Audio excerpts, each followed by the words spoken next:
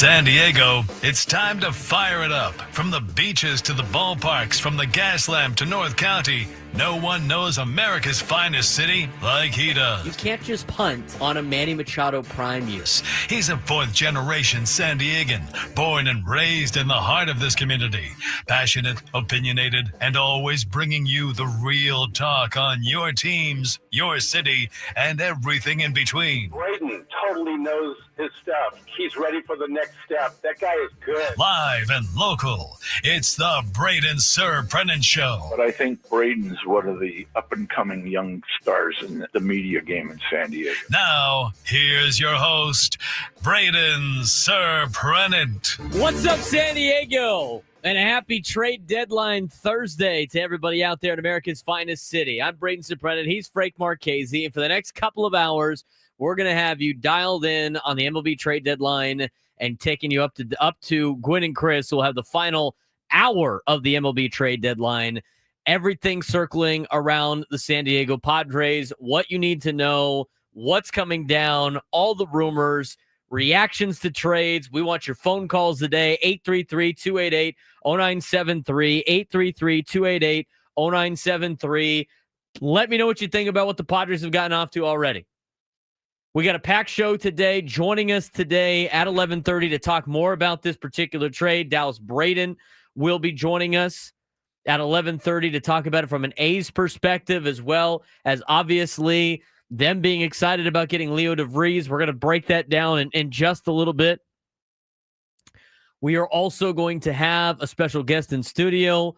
Clark Farenthold is going to join us. He's going to talk more about the prospects that are getting moved, some analytics about some of these guys that might be ending up on other teams, and, you know, who might be those new guys to look out for in the minor leagues with the Padres parting ways with guys like Leo DeVries. So let's talk about this trade that went down earlier this morning. And I knew it was going to be a long day anyway. I stayed up late last night looking for trade rumors. All this, for some particular reason, AJ Preller likes to just do things late at night and drop the rumors late at night. So I got to stay up late and keep scrolling through stuff. Apparently, I don't know if he does that on purpose or not. But let's talk about what happened this morning. We saw the rumors last night. Right around the time the A's had a lead late in the ball game, and Mason Miller was in a hoodie in the bullpen. He wasn't pitching, and so they asked Mark Kotsay about it last night, and Mark Kotsay said he's unavailable. That's all I can really tell you. That kind of perked my ears up for a couple of reasons. Now, here's the thing. I have been a big Mason Miller fan. I wanted the Padres to trade for Mason Miller last year because you see the years of control. You see how cheap he is in terms of his overall salary. He's another arm you can have. I'm a huge Mason Miller fan. So when I got the passing notification this morning, Padres acquired Mason Miller, media excitement, and then it was for Leo DeVries. And then it was kind of like, okay, a little bit of deflate. You guys know me. I'm not a big prospect guy either, like Chris. I'm a little bit more so than Chris Ello is, because you do need young, controllable prospects in your organization. You need them.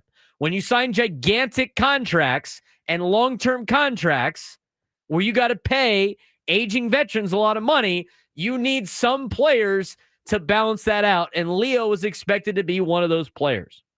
So here's the exact trade that went down this morning between the Padres and the Athletics. And it had to be the A's, didn't it, Frank? Because the one team that I kept calling Oakland and Sacramento, we finally got to Oaklamento. They just will not go away. Apparently, we have to talk about the Athletics. As you do.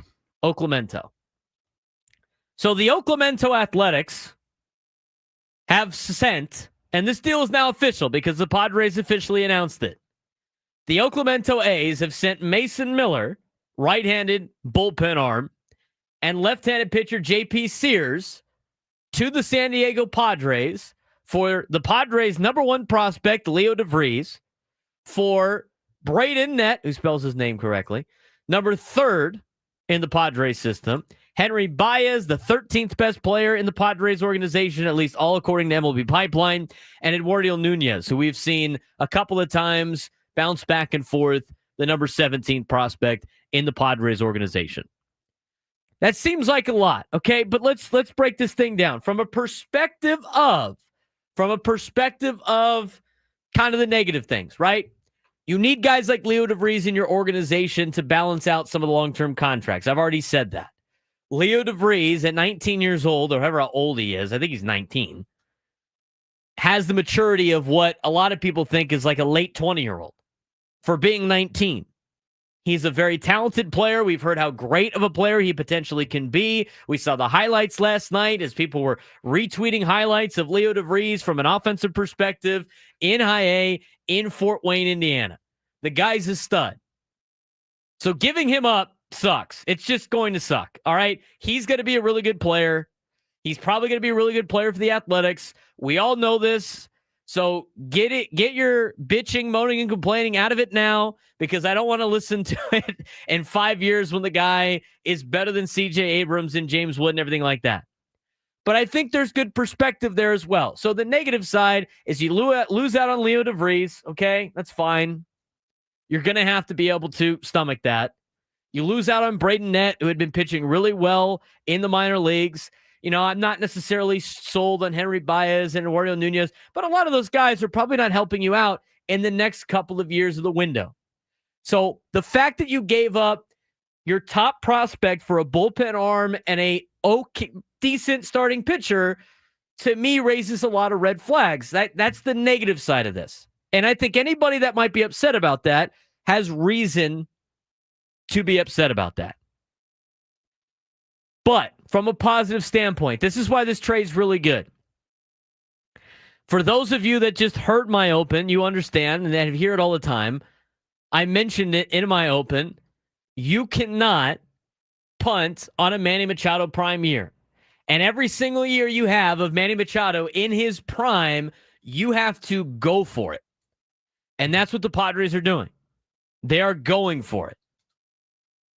So, when they go for it, you're going to have to give up good players. You have to view it from a sense of who's helping me during the prime years, and you got to just think about the two older players that are under contract. Who's helping me more when Manny Machado and Xander Bogaerts are at their best in a Padres uniform? Is it Leo DeVries or is it Mason Miller and J.P. Sears? I got news for you guys. It's Mason Miller and it's J.P. Sears. You got arguably the best bullpen arm on the market. In fact, I think he's your best bullpen arm right now in the Padres bullpen. I think he's better than Robert Suarez. Now, is he going to be the new closer? I don't think so. I agree with Tony. Mike Schultz not going to just throw Robert Suarez to the wayside if they don't end up trading him and put Mason Miller in the closing role. He'll probably be the setup guy. But the good news about Mason Miller, this is what you traded for. You traded for multiple years of control for a player that's not even arbitration eligible yet. He's 26.9 years old. So he's going to turn 27 very soon. And so you get him for his age 27 the rest of the season, age 27 season next season, age 28 season the following season after that, age 29 season, and age 30 season. Mason Miller is not a free agent until 2030. You have 4 years and 2 months worth of a guy that throws 104 miles an hour. You know who you're not going to have next year in 2026? Robert Suarez. So theoretically, you have replaced Robert Suarez with a new closer. Now, here's the other thing about Mason Miller. I think Mason Miller's got nasty stuff. It's filthy. He throws it again, 104 miles an hour. He has been a starter in the past. Okay? There is an intriguing interest in potentially trying to turn Mason Miller into a starting pitcher.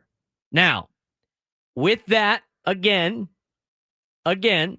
you have to think about what it's going to do on his arm, okay? He's already had some arm issues. Let's put the disclaimer out there about Mason Miller. He has had arm issues when he came up for the first time as a rookie when he was a starting pitcher. They moved him to the bullpen. Hasn't had really too much arm issues since then, but that might be a reason for concern. Maybe they had the conversation that they think Ruben Niebla can turn him into a starter. I think that is like way up here on the list of things that might make this trade even better. It might be a little bit of a pipe dream. But the fact that Mason Miller could potentially be a starting pitcher in maybe one of the next 2 years, I think makes this deal even better. Okay? So it helps you right now in 2025. There's no doubt about that. This trade helps you in 2025. No doubt about it. Your bullpen, if you don't do any other moves, let's say you don't trade Suarez at all, your bullpen is lights out, legit, best in baseball, no questions about it. You get to the fifth inning, ball game's over. That's how good of a bullpen you guys have, San Diego. That's how good of a bullpen you have. You need 4 innings out of a starter, lights out, ball game. And if you look at it, adding to the strength, because a lot of people are like, we need bats. You know what? They do. They still need bats. And we're not going to know even anymore until about 3 o'clock, and we'll keep you updated on rumors about who they might be pursuing next, how they're going to get a bat, right? That's their biggest problem. But when adding to the strength, what did the Dodgers do to win the World Series last year? They had a legit bullpen. They didn't have too many starters. They had a legit bullpen. Won them a lot of games. How many bullpen games did they shove down our throat in the postseason? Multiple. Their bullpen games beat Dylan Cease twice last year in the playoffs. Was part of their 24 consecutive innings without allowing any runs. You have that type of bullpen right now. So you added to his strength. Now, that's not saying Robert Suarez is not going to be traded. He still could potentially be traded. Dylan Cease could potentially be traded. But just talking about from a Mason Miller standpoint, really great. Really great. Now, from a J.P. Sears standpoint, J.P. Sears, another guy. You have him through 2028. Starting pitcher, decent starting pitcher, probably a 3 or 4 in your starting rotation. But the good thing about J.P. Sears, he solidifies a starting rotation not only for 2025, but 2026, 2027, 2028. You're going to be able to have now a rotation next year. That was a big problem going into the season. Wow, we got to get somebody else. We got to be able to get Michael King to sign. We got to get Dylan Cease to sign a contract extension. Who's going to be our starting pitcher? We're going to have Randy Vasquez do it? That was before. Obviously, Randy Vasquez started to pitch extremely well this season. But now you think about the future. I think the J.P. Sears move is more of a future piece. You're going to need him to get through the rest of the season. He's going to help you in the postseason. But you get him for 2026, 2027, 2028, all arbitration years. Not going to have to overpay for J.P. Sears. You got somebody in your rotation to go with, assuming they don't get traded today. Vasquez and Bergert and Kolick. You got Joe Musgrove coming back next year. Yu Darvish, Nick Pivetta. We haven't even talked about Nick Pivetta, who's probably been your best starting pitcher all season long. And you got a pretty damn good rotation next year. So from all of that, there's a lot of positivity from this. Okay? But I think you have to understand you're giving up Leo DeVries. I think Tony asked the question, and it was a really good question. On the roundtable, if you missed it, we'll talk about it. And we're going to get to your phone calls here. Everybody wait on hold, 833-288-0973, 833-288-0973. I'm going to ask the question for everybody out there that doesn't like this deal. And I'm talking myself into it because in initial reaction, you see Leo DeVries, and I go, what are they doing? What are they doing? Trading Leo DeVries for a closing pitcher. What are they doing? I get it. I'm a little hesitant on that too. But Tony brings up a good point, and this is the logic I had when it came to the Juan Soto deal, especially with James Wood. What level of player does Leo DeVries have to be at the major league level? Because he's not a proven commodity at the major league level yet. Great call by Tony. It's true. He's not a major league caliber player yet. What level star player? Give me some comparisons that he has to be in order for you to be upset that Leo DeVries is not a Padre. I said he had to be better than Fernando.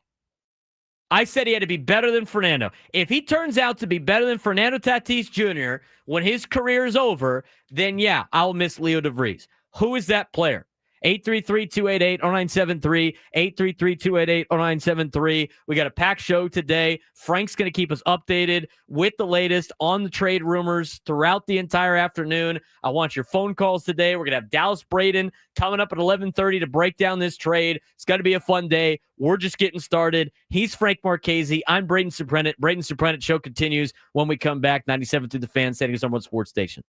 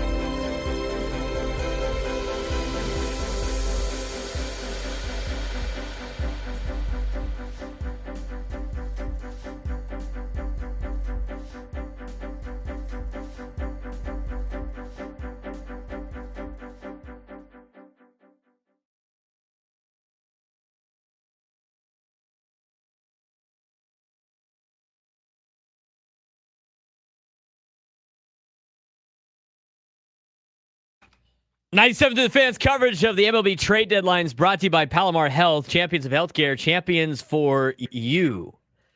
Padres trying to be champions after a deadline today. Getting a lot of favorable grades, at least from the quote-unquote experts, on the Mason Miller deal for the Padres. You know, giving up Leo DeVries is going to hurt. I mean, there's no doubt about it.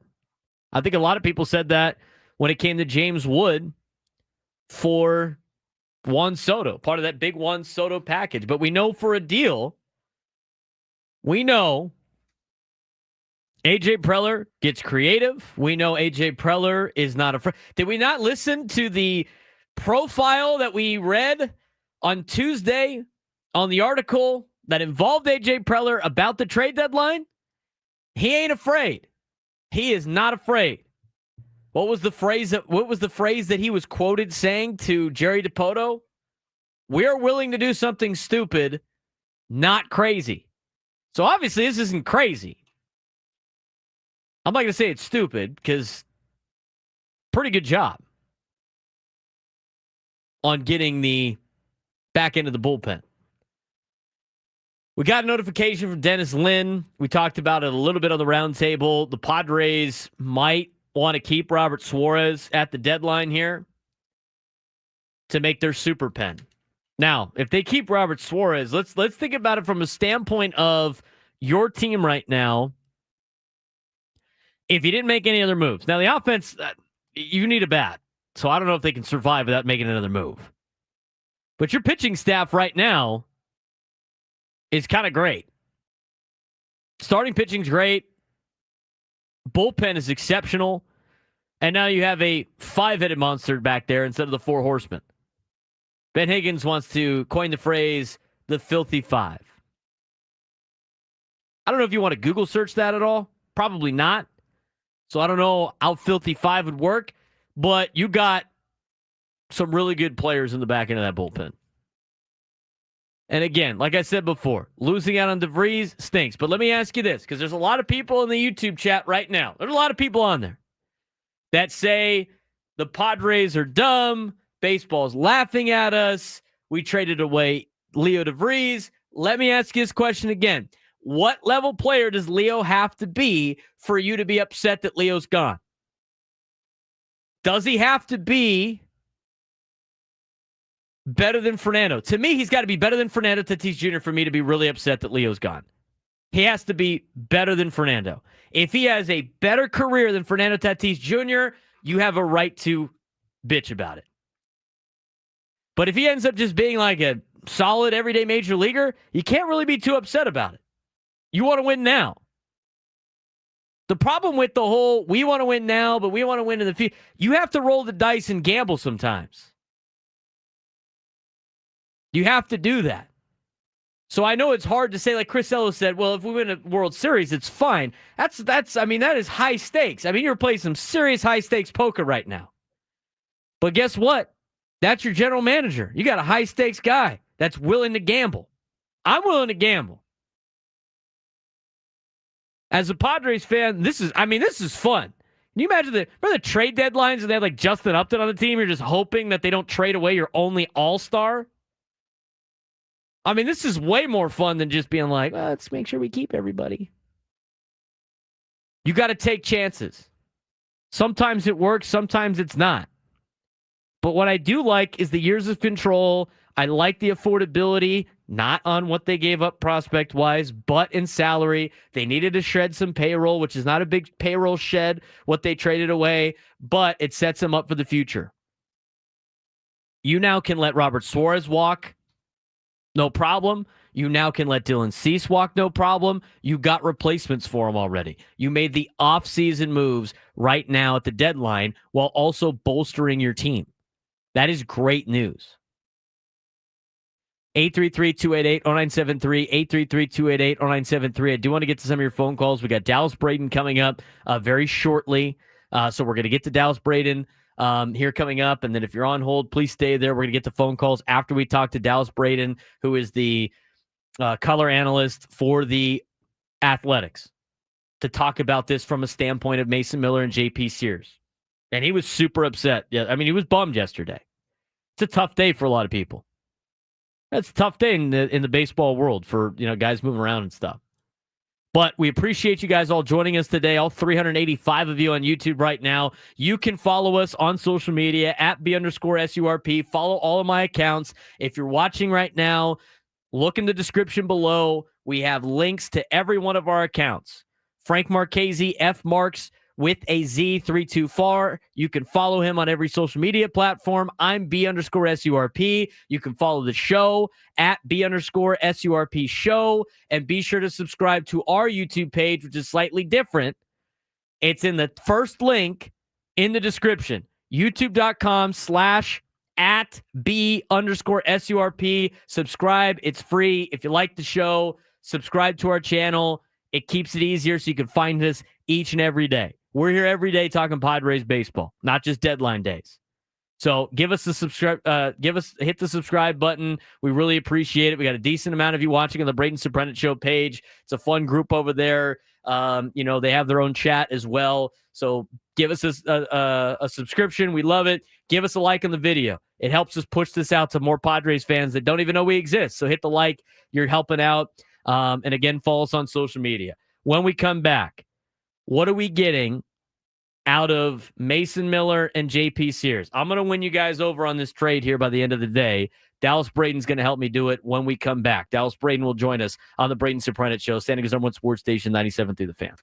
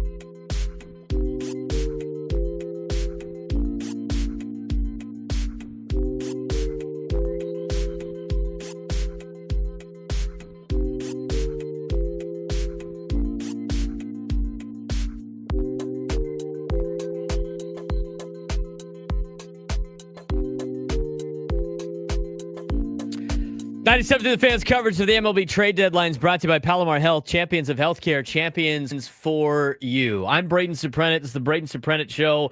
We are breaking down, obviously, the big trade that has affected the San Diego Padres and the Athletics. And to dive a little bit deeper into it, to talk about a couple of new faces for the Padres in this big trade, we go to Mr. A himself. That would be the former big leaguer of the Oakland Athletics, who is now a broadcaster for the Athletics organization, does a phenomenal job doing that, doing podcasts, a fun guy to listen to when he talks baseball. Great honor of mine to bring him on the show, and that is Dallas Braden. It's also great that he spells his last name correctly, like my first name, Braden. Dallas, what's going on, man? No, not much. I appreciate the intro, my man. Always a treat to talk baseball, and I think a day to introduce you guys to a couple individuals who have meant a lot to our organization, who have meant a lot to me personally. And while I'm sad, I understand. I'm happy for them, and I'm excited for the San Diego fan base to be able to wrap their arms around a couple key contributors. I can tell you right now that they are going to love. Yeah, we saw it last night. Obviously, the biggest piece in this trade, for the Padres' sake, is Mason Miller. Last night, you guys were doing the game. Mason Miller was not warming up for the ninth inning with the Athletics having a lead. He's got a hoodie on. Mark Kotze, after the game, said he was unavailable. Obviously, you had some tweets last night, kind of seeing the writing on the wall. What was the last 24 hours like for the Athletics and for Mason Miller? Well, I think it's probably pretty similar to what the last 24, 36, 48 have felt like for the majority of fan bases across the baseball landscape, and that's a lot of anxiousness, a lot of anxiety, and a lot of curiosity, a lot of intrigue, a lot of heartbreak, because you understand where you're at right now. You understand where these players are at in their career. You understand where your organization is at and what you're looking forward to, which is the future. And, however immediate that future might be, I think just continues to be understood that there's a building process that's occurring. And with that, there's going to be a moment where moves have to be made in consideration of that future. And I think that's why it's such a tough moment in time for baseball fans in general, but even for the A's more specifically so, because we understand that this is how things have gone for a long time. And this is something that there was hopes that would change. And I know things don't happen and don't change overnight.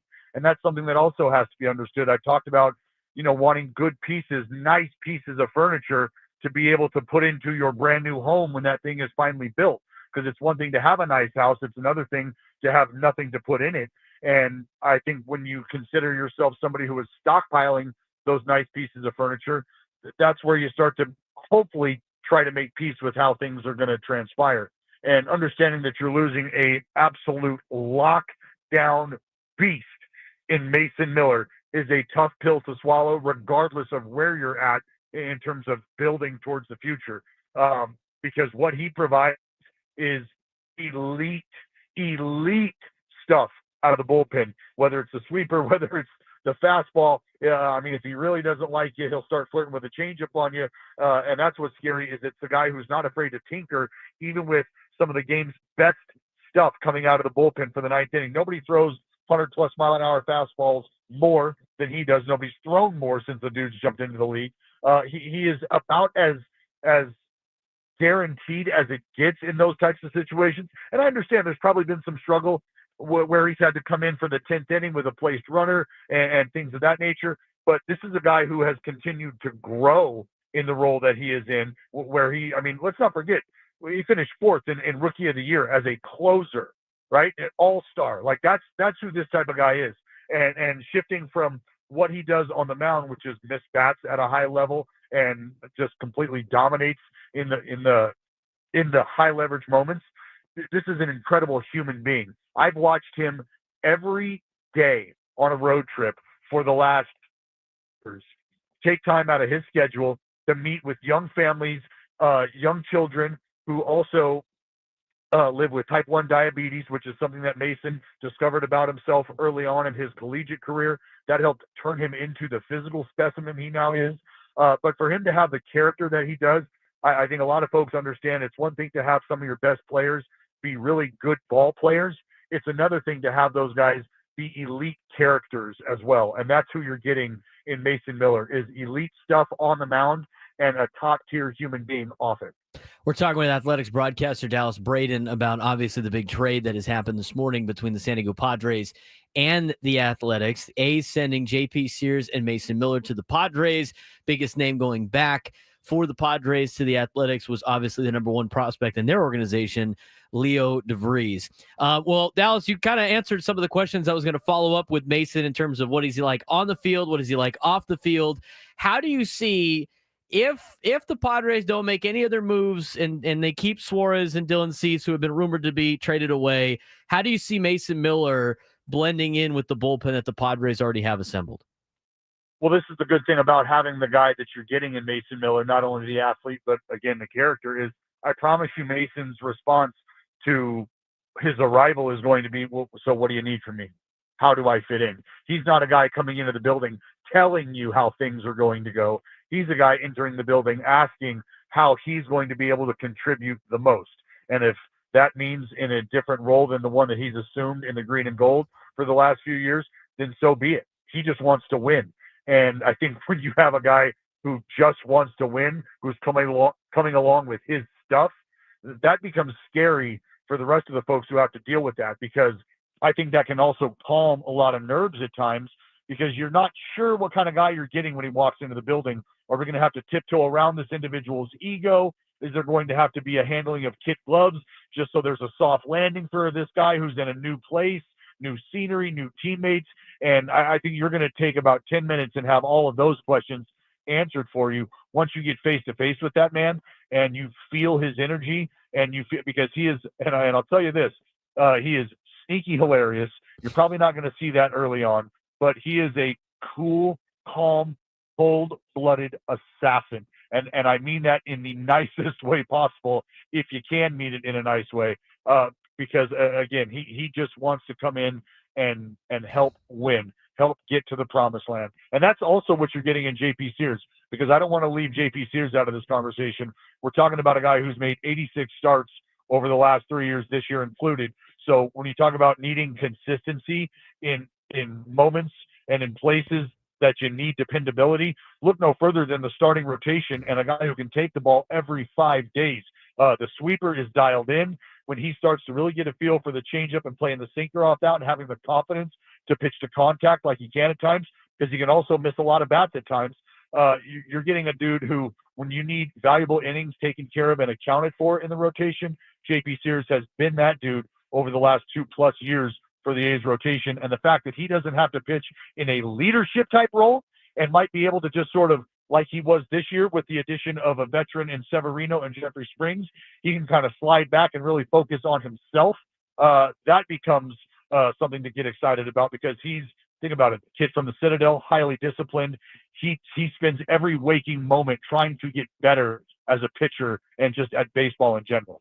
I do want to talk about J.P. Sears a little bit more in a second, and we're talking with Dallas Braden, Athletics broadcaster, and a former big leaguer. And Dallas, you made numerous starts at the big league level. You know how difficult it is to do do that task. One of the hardest things to do probably on this planet. And there are some conversations in the past. Mason Miller came up as a starter. There's been some intrigue about maybe moving him back there. I know he had some arm issues when he first kind of started doing that. From your perspective, knowing the guy that Mason Miller is, knowing his stuff, watching him pitch on a daily basis, and knowing what it takes to be a starting pitcher, is that something the Padres could do in the future? Is that something the A's tried to do or maybe thought about in the near future, with Mason Miller just being 26 years old? I think it's something you could definitely entertain. I think for Mason, understanding who he is as a human being, I know that he wants to be able to impact the game and the team's success as often as possible. And it's tough to do every 5 days as opposed to maybe 3 out of 5 days if things are going well for you. And I know that's something that he values, is being able to sort of account for the workload, meaning I don't want to say that he's extremely routine oriented, but he has a phenomenal handle on his routine and how to make adjustments in that daily routine. And so I think that would translate very well to a 5-day rotation, 5-game sort of routine for him to handle. But I do think that he has found comfort in the role that he's in. But just one more time, going back to who he is as an individual, if you tell him that they think that he can really help their team moving forward, meaning the Padres, in a starting capacity, then he's just gonna ask you, okay, when do we start? How do you want to go about this? Because I mean, it was his performance as a starter that forced the hand of the front office of the Athletics while in the minor leagues. I mean, it was a seven inning, 12, I think, punch out, might have even been 14 strikeout performance. He didn't allow a hit. It was utterly dominant. And from there, you're like, well, we have to get this guy to the big leagues. There's no other choice. It's swing and miss all day. It's power at the top and the bottom with the wipeout slide piece. I don't care how this plays. It needs to play in the big leagues, though, and that needs to happen now. So now that you've seen what you've seen and you know what he's capable of, I don't want to say it's, sort of a pick your poison. How do you want to deploy him? Because he's a human being, and he's going to take some time to get back to a place of buildup in a starting capacity. But I do think that having Mason Miller available to impact the baseball game or the series or a long stretch multiple times as opposed to just a couple out of the rotation, I think you like that. Last thing for you, Dallas. I mean, you mentioned JP Sears a little bit. I want to, make sure Padres fans know enough about JP Sears too, because you know how these trades work out. Sometimes the headliner is not the big move as the years progress. What is one reason why Padres fans should be super excited about JP Sears joining Mason Miller in a Padres uniform? Because the best ability is availability, and JP Sears has been available every 5 days. As accountable as the sunrise and sunset, you can book it. And he wants to get better just like Mason. And the fact that you have a dude who can take the ball every 5 days and wants to be better than the last time he took it, that has to excite you. He's not somebody who just wants to take it, chuck and duck for 5 and fly and get out of there and let the offense do the rest of the heavy lifting. He wants to put the game on his shoulders. So you have two incredible competitors. You have two incredible human beings coming your way. Wrap your arms around them. Take care of those boys for me, San Diego fans, because you've got two great ones. Nothing fires me up more, Dallas Braden, than listening to Dallas Braden talk about human beings and baseball players and baseball in general. That got me excited. I appreciate the time, and I know A's fans are going to be excited about Leo DeVries. I know you're going to be, greeted by what is a very mature 19-year-old when he arrives, whenever he does, to the big league level. So I know A's fans will be excited about him. And some of the arms, Dallas, you're going to like as well. I've done the going homework. A's way. We've got power arms. We got a young kid in Leo who's a switch hitting athlete. I've already got the ear to the street. I've had eyeballs on him. The reports come back extremely glowing. So I am very excited about what the future holds for him, as well as the rest of the guys who are blowing hundos coming over to the green and gold. So I'm excited about the return as well. I think it's a true win-win. I think so too. And plus you got another Braden coming the way. So that's also great too. Dallas, appreciate the time, man. Go. Anytime, brother. Thank you. Dallas Braden, Athletics broadcaster, joining us on the Braden Surprenant Show, setting us #1 sports station, 97.3 The Fan. A lot of great information. I mean, Dallas is, that guy is such a great dude, and people are like, oh, he's glazing. These guys are good guys. It sounds like they fit it. He described Mason Miller and his electric stuff. And you know what he said about JP Sears? He's consistent. He's going to go out there and post every single day. That sounds like a guy that is potentially leaving at the end of the year in Dylan Cease. So again, you found some replacements for players that were expected to not be in the Padres in 2026. Who knows if they're going to be on the Padres by 3:00 this afternoon. I want to get your phone calls. I know a lot of people have been waiting on hold. Let's start getting some of them now. How do you react to this particular deal? We're going to keep you updated on what's going on the trade market. It sounds like the Yankees are finalizing a deal with Pittsburgh for a pitcher. No, it's not Paul Skeens. Former Padre David Bednar might be going to the New York Yankees. We'll keep you updated on everything else that might be happening as well. And again, Padres' pursuit for a bat. Padres made the bullpen and the pitching staff a lot better, which is great. But you're not seeing the full product yet until 3:00. So your reaction really can't be full until you get to Gwen and Chris this afternoon. But let's get to the phone calls. 833-288-0973, 833-288-0973. We'll start with Juan in Oceanside. Juan, you lead things off today. What's going on, man? Hey, what's up, Braden? Well, first I wanted to say lost in all of the craziness is the fact that our Friars destroyed Frank's Mets, and that was really cool to see. And, I'm sure Frank had great reactions. But I did want to say, at least AJ Preller's keeping it entertaining. Like you said before, we would just kind of hope and pray our all-stars didn't get traded. And, I think this is a great pickup. I know the price was steep, but I think it'll be worth it in the end. That's just my 2 cents. Yeah, I think the price was steep too. And Juan, I appreciate the phone call, man. But I agree. It's a deal that needed to be done. You made yourself better for 2025. You're putting yourself in a position to try to win in the postseason. That was brought up on the round table. Tony's still in player mode, man. He's like, I'm locked into the Cardinals 1 game at a time. I get it. But we knew this team, as assembled right now, was good enough to make the postseason. They've proved that all year. They've been in a playoff spot relatively the entire season. They're now 3 games above Cincinnati, only 3 games out of the division lead with the Los Angeles Dodgers. We know they're a playoff level team, but they're not a win in the playoff level team yet. They needed to add some pieces. They helped that with this particular trade. 833-288-0973, 833-288-0973. Parker and La Mesa, you're on the Braden Surprenant Show. What's going on, Parker? Not much, Braden. How are you doing? I'm doing well. It's a whirlwind tour today. Yeah, fun day. Fun freaking day. I'm all in for this. I absolutely love it. I mean, it sucks to lose Leo in a trade like this, but let's be honest, if we win a World Series, it's not really gonna matter all too much. But I mean, we're just gonna shut teams out after the 5th inning, like you said, and it's gonna be good. I mean, I hope our offense keeps it up these next few weeks. I haven't really been paying too close attention for this last month. Been a busy month, but I mean, if we can add one more offensive piece and just kind of dial things in, tune things in, get guys going hot these last 2 months, like we did last year. I mean, there's no other team that could really stop the Padre buzzsaw coming in.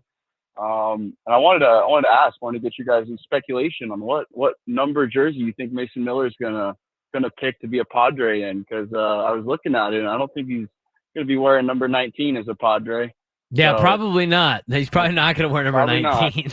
I don't know.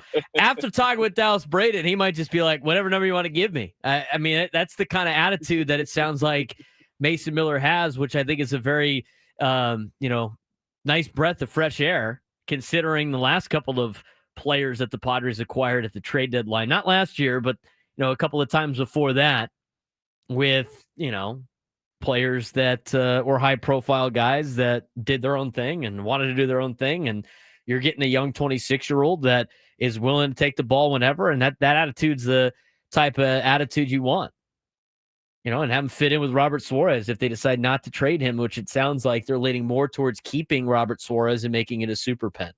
833-288-0973, 833-288-0973. Tyler in San Diego, real quick, you're on the Braden Surprenant Show. What's going on, man? Hey, Brandon, how you doing, bud? I'm doing well. I mean, I don't see how they can keep Suarez after this. I mean, their relievers are just stacked. I love what they did with Miller, even though a guy throwing 104 scares me about Tommy John eventually. But the Sears, I think locking up a lefty was smart. I mean, we always need that lefty that we can depend on. We got rid of Gore. I mean, we need a lefty in the pen or in the bullpen as a starter. But the biggest concern we have is a DH, left fielder, right fielder, whatever.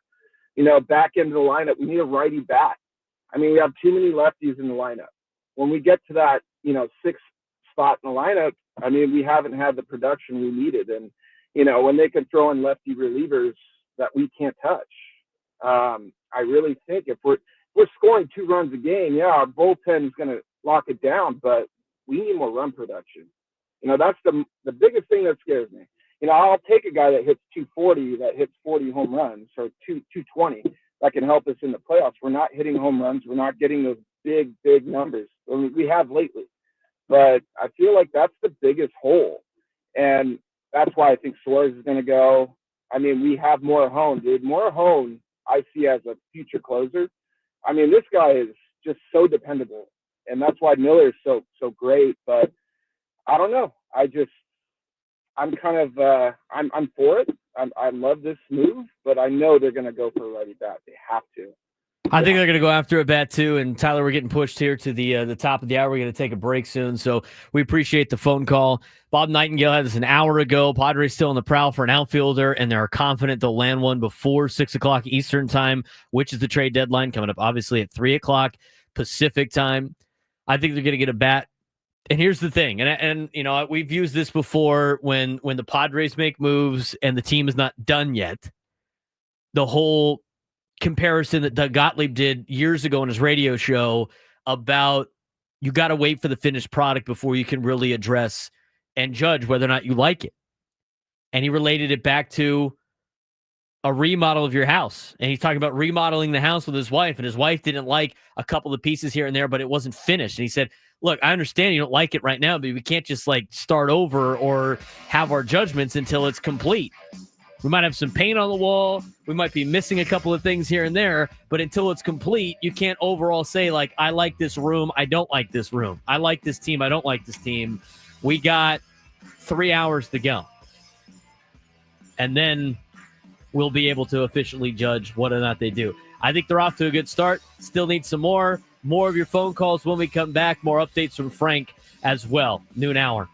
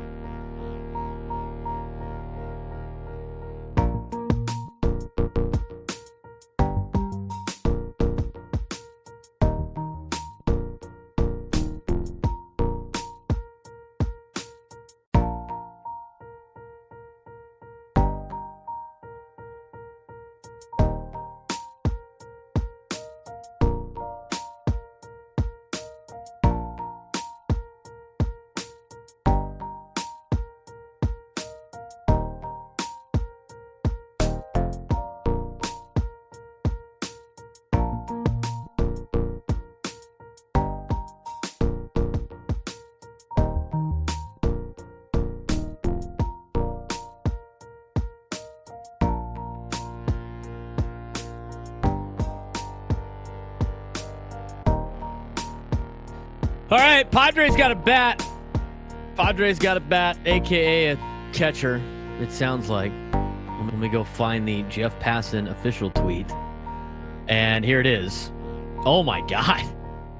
All right, well, so much for the pitching depth. San Diego Padres are acquiring catcher Freddie Fermin from the Kansas City Royals for right-hander Ryan Bergert and right-hander Stephen Kolek. 2 starting pitchers for Freddie Fermin. That's very interesting. I'm trying to look at the contract details of Freddie Fermin. Where's Fermin coming from again? I'm Kansas sorry. City. You see. Freddie Fermin this year, while Frank looks up his contract, 1.2 WAR and 192 at bats. He has 3 home runs, 49 hits. He's hitting 255, 17 runs scored, 12 RBIs. Freddie Fermin, career is a 268 hitter.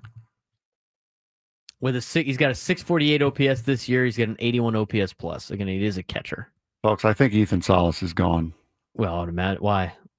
Fermin is in pre-ARB.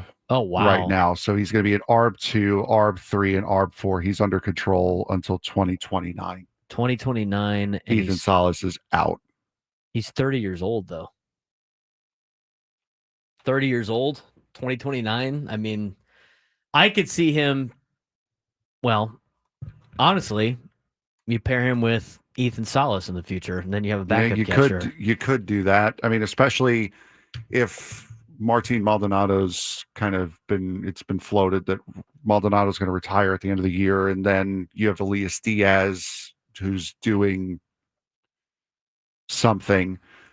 So yeah, I mean, it makes sense that you could do Fermin and Salas, but I mean, I don't see how if you're going for it right now, I don't see how Ethan Salas stays. I really don't, especially if you're willing to trade Leo Dallas DeVries. I don't see how Salas is a Padre by the end of the day. I don't think this move means that. Adam's looking at me. He's like, Jeff Passan says Kolek and Bergert. It says it right here. It says full trade between Padres and Kansas City. Padres receive Freddie Fermin. Royals receive Bergert and Kolek. I thought that was me about Salas. No. I'm like, yeah, no, I know Salas. Nothing has officially been said about Salas. I know that. And then Adam's like, he's 27. This guy was born in 95. I was born in 95. I'm not 27. I'm 30. He traded 2 starting pitchers, future starting pitchers. We talked about the round table, helping out your rotation for a 30-year-old catcher. I mean, but again, you also have to think, you've got Michael King coming back. You've got Joe Musgrove coming back next year. You don't have King coming back next year. You got to make a deal with Michael King. No, I understand that, but you have King coming back this year. So yes, you need pitching. Everyone needs pitching depth. But fringe guys like Bergert and Kolek, yeah, audition, see what they can do, and then get rid of them because you know their replacements are in line. And they're a lot better than they are. Well, so I kind of understand it to keep a logjam at pitcher from happening. I think it is surprising for right now, given the situation as it stands. I'm thinking 2026, 2027, you don't have starting pitching. The whole sell on that with JP Sears was they obviously love Vasquez. You have him under control. And again, we said it off air, but I think the only way you can really justify trading Leo Dallas DeVries for Mason Miller is if he becomes a starter. And that would have to happen a couple years down the line. I think this trade shows more that the Padres are going to try to make Mason Miller a starter than it is in potentially trading Ethan Salas. Yes. This trade does not tell me they're trading away Ethan Salas. DeVries going tells me that everybody's on the table and they're going after this thing. And everybody kept talking about how it's going to be a big day for the Padres. But Kolek and Bergert for Freddie Fermin, to me, seems like an overpay. But again, you're not just paying for the player, you're paying for the 4 years of control that he has after this year, and that's why the price is so high. Same thing with Miller and Sears. You're paying not for the player, you're paying for the control. But I can stomach Mason Miller's a multi-all-star. Freddie Fermin's a backup catcher that I guess could be a starter. You're paying for the control, though. I know, That's but if the player's not good, Frank, the control doesn't matter. I understand. I That's what agree. I'm saying. Like, I know. It makes sense if it's Mason Miller. It doesn't make as much sense. I don't care how many years of control. He's 30 years old. I don't agree. want multiple years of control of a 30-year-old. I agree with what you're saying, but the control is why the price is so high. That's all I'm saying. You're paying for the control. You're not paying for the player. So you don't think that's an overpay? I do think it's an overpay. Then it's an overpay. Right. But I understand what you're saying. Yeah, Frank. I'm just justifying why it costs that much. It's still more than what it should be cost. Yes, I agree. That's why ridiculous. it costs that much is the 4 years of control. That's what I'm saying. I mean, I get what you're saying, but at the same time, years of control is great when you're 25, 26. Yes. Years of control when you're 30 is not great. Jeff Passan says Kolek is in the package. Yes. That's where. Yeah, I pulled that up for Adam. I'm thinking it was the post after full trade was Freddie Fermin, Ryan Bergert, Stephen Kolek. At first, it was Freddie Fermin and for just Ryan Bergert. All right, sounds good. Giving up two of those young guys. I just saw Adam tweet there. Eggy Rosario has a ton of control. He wouldn't be worth this much. Eggy Rosario is not in the major leagues right now. But still, he's also like a major control player. Your argument, I think, is great for the Mason Miller thing. It's not as much for. I mean, I can't believe they gave up two young arms. I'm just saying, just because that's the reason doesn't mean I agree with the decision.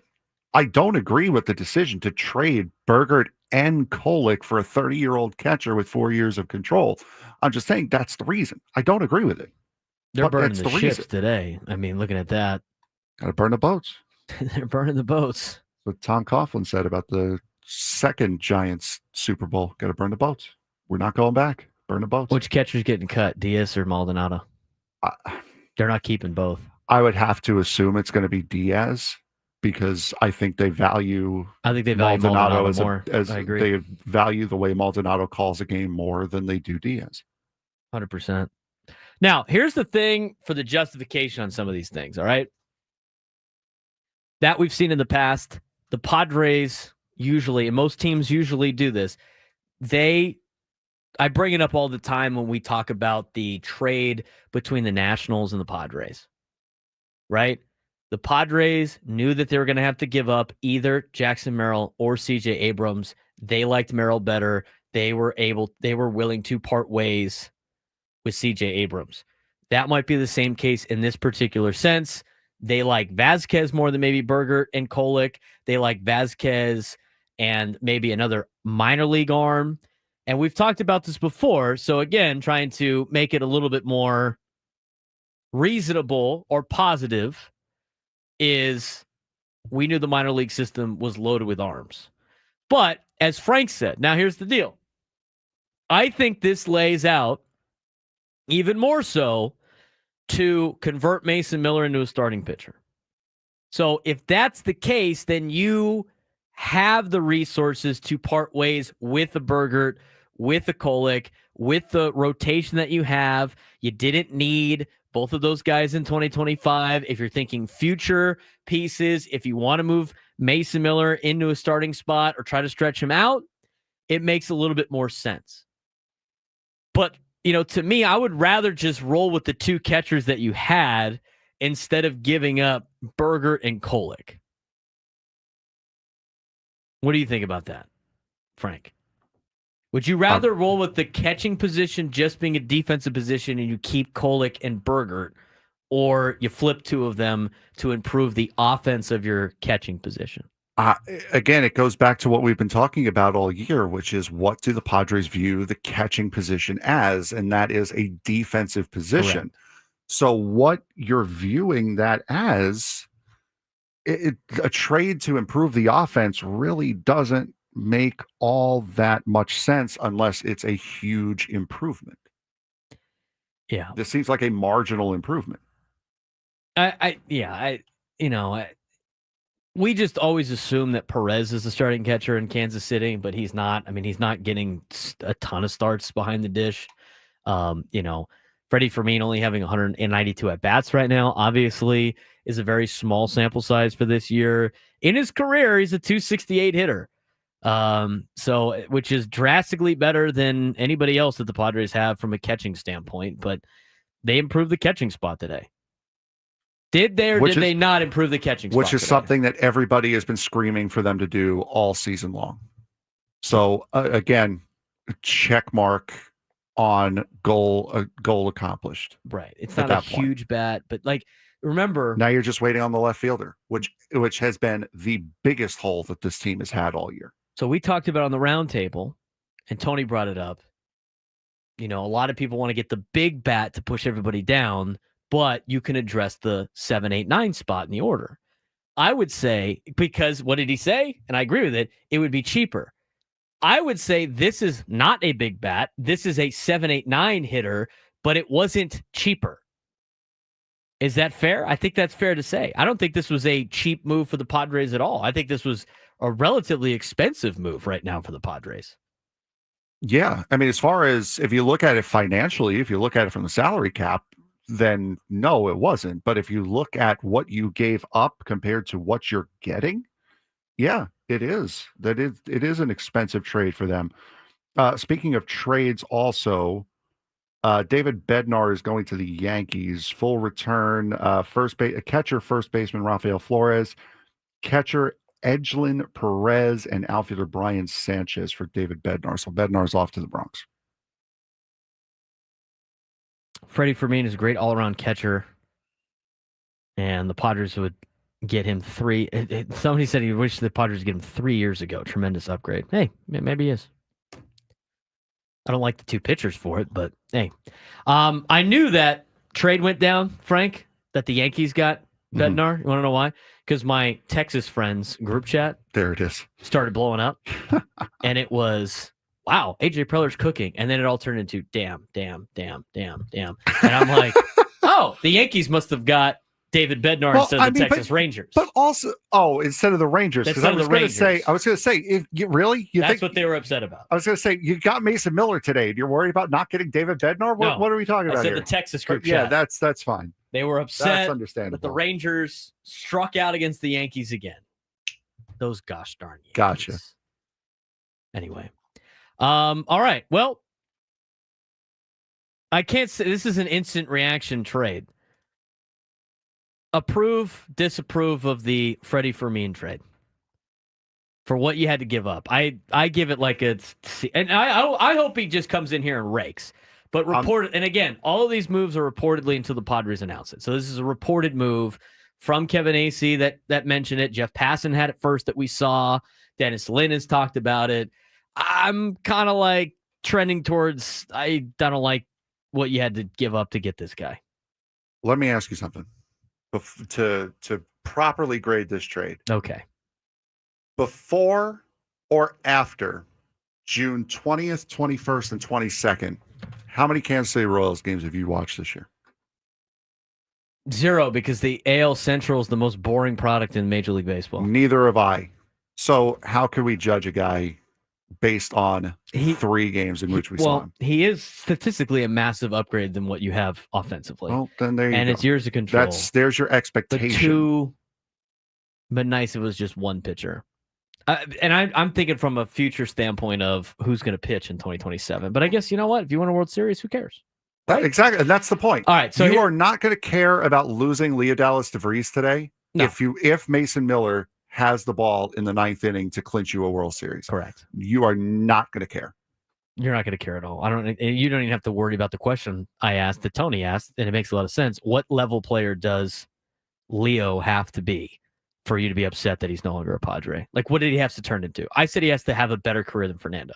I understand Freddie Fermin has stats, guys. I mean, like we're talking about the way he plays defense, the way he calls a game. That's stuff you can't see in numbers. He's a great all-around catcher, as reports are saying. He's got a better WAR than both of the current catchers. We're going to go through this real quick, and then we're going to take a break and get your phone calls. He's played in less games than Diaz, more games than Maldonado. He has had less plate appearances than Diaz, but more than Maldonado. He's got more hits than both of them with 49. He's got less home runs than both of them. So it's not like you're adding a power bat. RBI-wise, he's got 12 this year, same as Maldonado. But averages are all way better. He's hitting 255 compared to Diaz and Maldonado hitting 202 and 204. His on-base percentage is 309. His slugging percentage is 339. His OPS is 648. And even though his OPS plus is below 100, which most catchers are, it's still drastically better than Diaz and Maldonado. So he is an upgrade. You are upgrading catcher. So what you have done so far, and there's still more time, what you have done is you have upgraded your bullpen. You have upgraded your starting rotation, I would say. I mean, JP Sears is okay, but he still adds depth and he gives you innings, which is what you need down the stretch. He's better than Martin Perez was, and Martin Perez was huge for the Padres last year. And now you have upgraded your catching position. So you have done that. It might have cost you a little bit more than you would like, but hey, we said the same thing yesterday in the press box about Frank's Mets in the bullpen that they acquired yesterday. It seemed like an overpay, but that might just be the going rate and the cost of doing business right now at the trade deadline. We have to take a break. When we come back, reaction. Freddie Fermin is now a San Diego Padre. He is a catcher from the Royals. He is upgrading the catcher position. It cost you Ryan Bergert and Steven Kolick, according to reports. We'll keep you updated when that trade becomes official. We'll let you know about other potential rumors of the Padres. They have addressed their bullpen. They have addressed the starting pitching, two things that they said they were going to do. They have addressed catcher, and now we're waiting on an outfielder. He's Frank Marchese. I'm Braden Surprenant, taking up to 2 o'clock today, and Gwynn and Chris, trade deadline coverage on 97 through the Fan.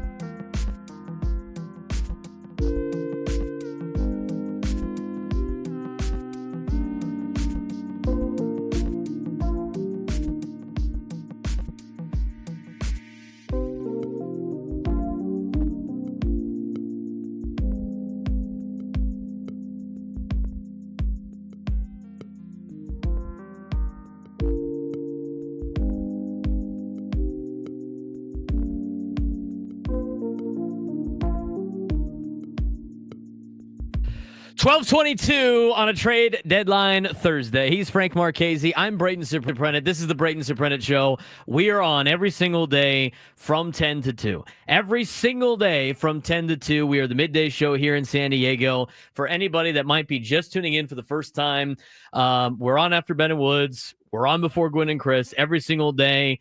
I'm Braden Surprenant. I'm a lifelong, obviously, Padres fan, but I am a fourth generation San Diegan, grew up here, went to high school here, did not go to college here, came back after college. I know what it's like to be a Padres fan, to be a former Chargers fan, to grow up in this town, to know what the city is about. This is a very much a local show. And so if you like any of our show today, if you're just tuning in for draft coverage, for trade deadline coverage, and you like what you hear, we're here every day. Join us every day. We're going to be live reacting to the trade deadline again tomorrow. Padres are in a really good spot right now in terms of overall standings. I do want to get your phone calls again today, 833-288-0973, 833-288-0973. If you haven't done so already, follow us on social media. You can follow the show page at B_SURP show, at BSURP show. You can follow me personally on all social media platforms. On Twitter, on Instagram, on TikTok, whatever it may be. If I have an account, it's B_SURP at BSURP. B_SURP. You can follow the station at 97 The Fan SD. You can follow Frank Marchese at FMarks324, Marks with a Z. We're all everywhere your social media needs are. If you're watching on YouTube, give us a subscribe to our page. We really appreciate it. If you haven't subscribed to the 97 Through the Fan account page yet, do it.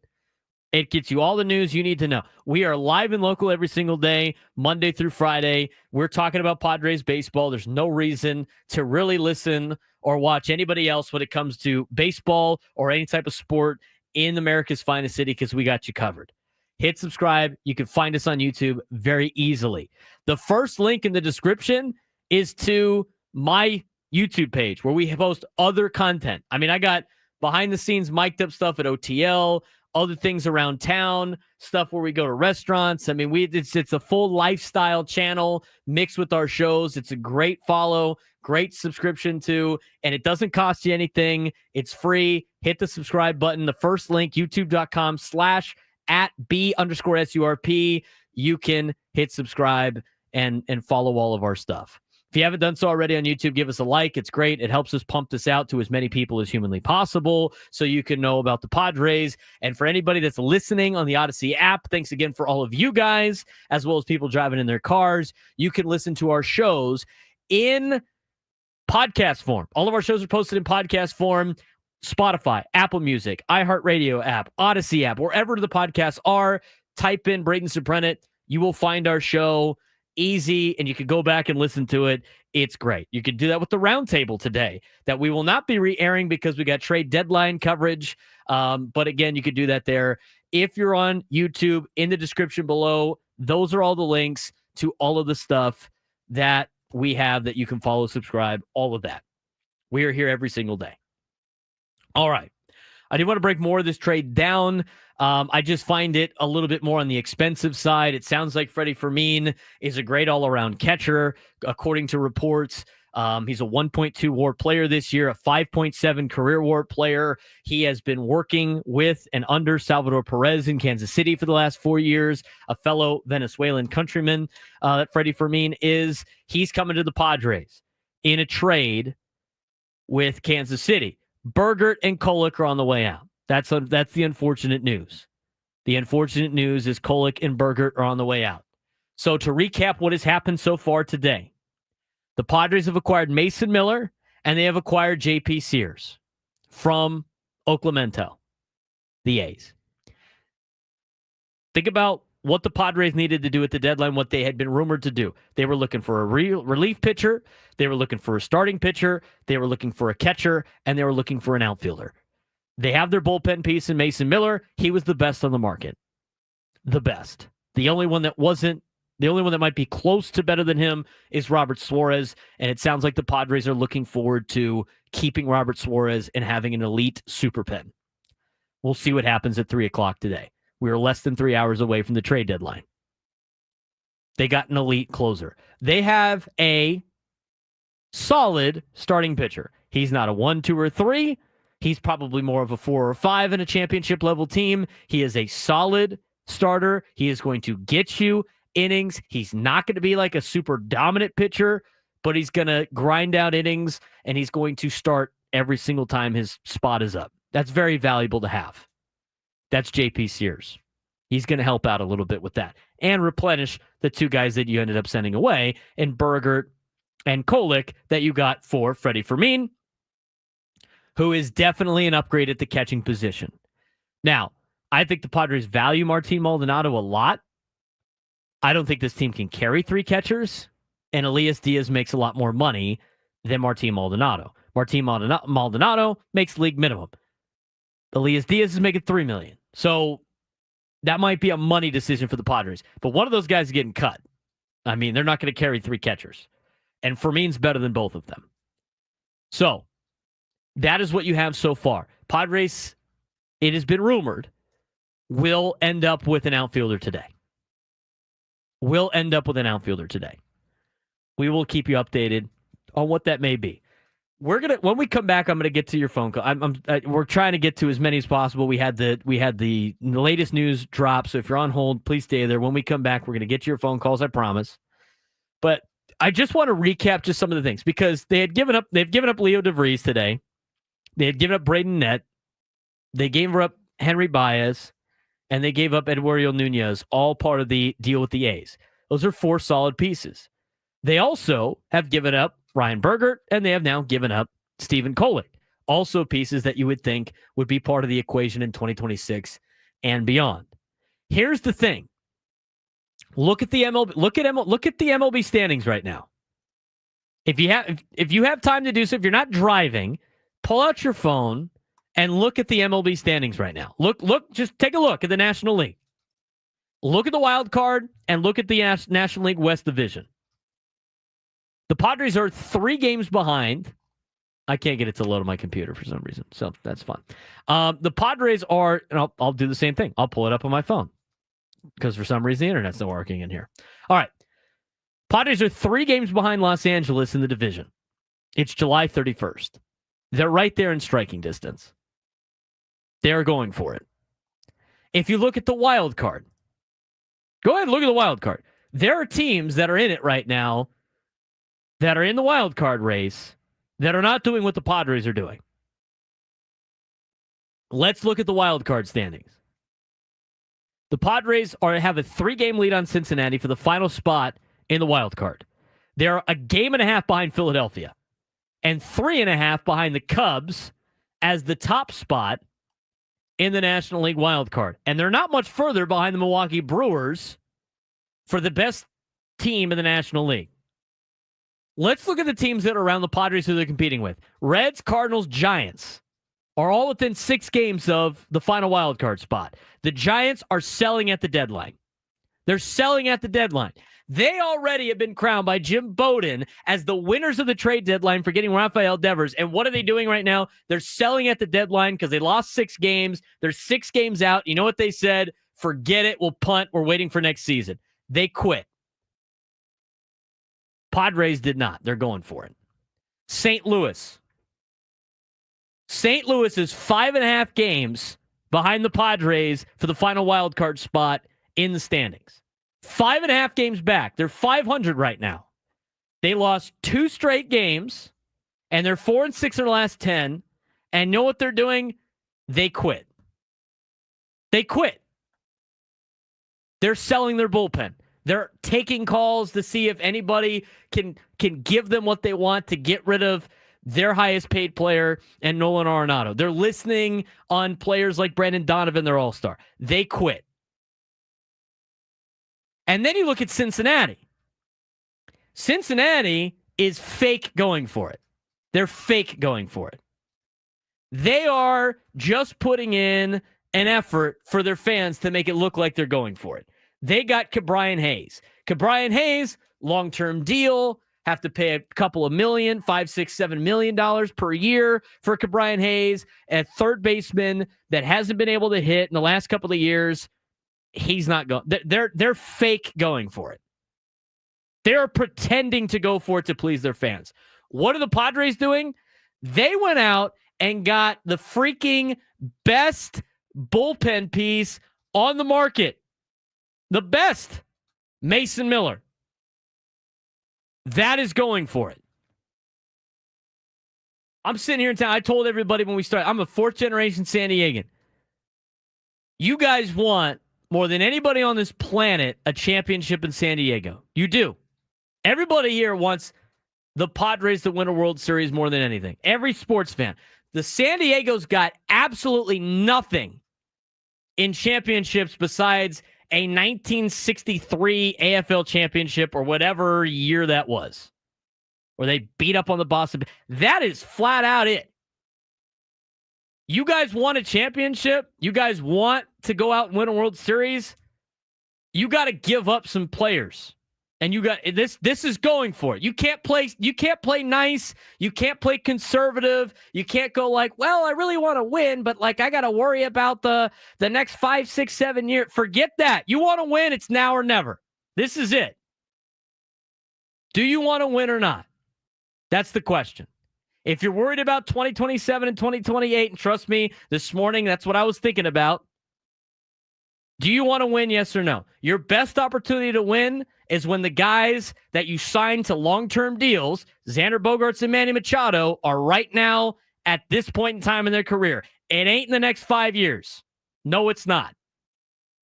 If you want to win, if you say you're a Padres fan that wants to see him win a World Series, you cannot be freaking out about 5 years down the road. This is what teams do that go out and win. You could be a Cardinals fan right now, and sure, they have championships in the past, but let me tell you this. Would you rather have the Padres be like the Reds and fake go for it just to please you, or be the Padres and A.J. Preller and wheel and deal, and we're going after this thing?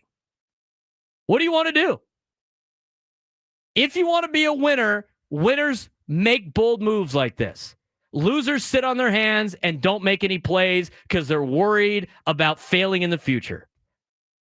Do you want to be a winner or do you want to be a loser? The Padres want to be winners. Their organization has spent the money. You fans have gone and supported them.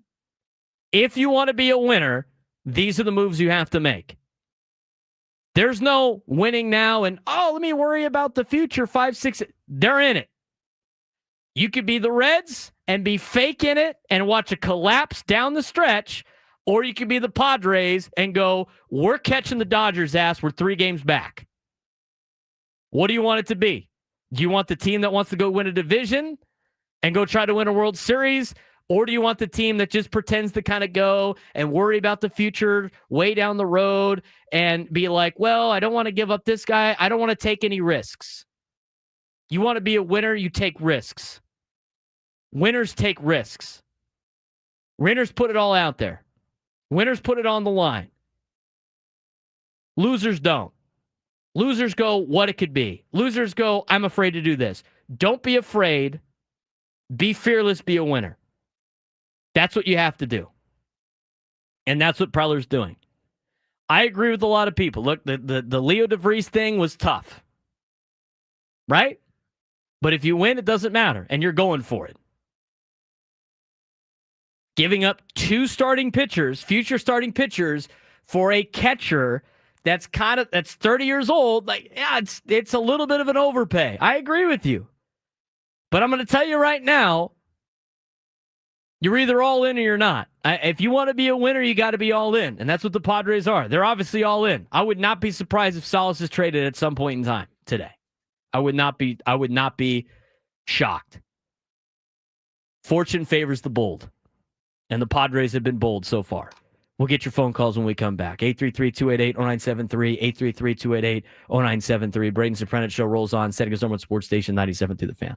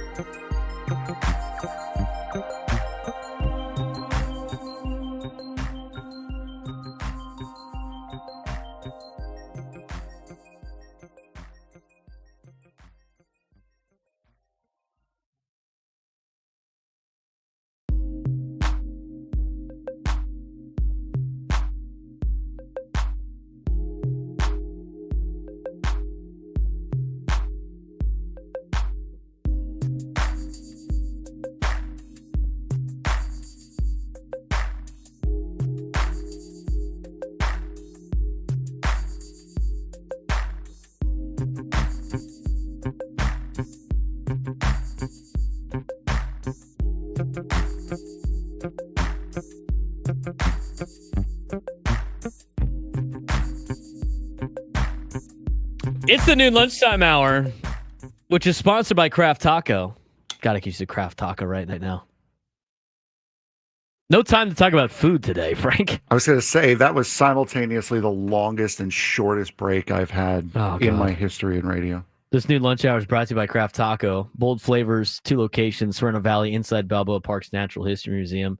I could really use one of those. Baseball coverage on 97 to the Fans presented by T-Mobile. Head to T-Mobile.com and get a great deal on iPhone 16 Pro.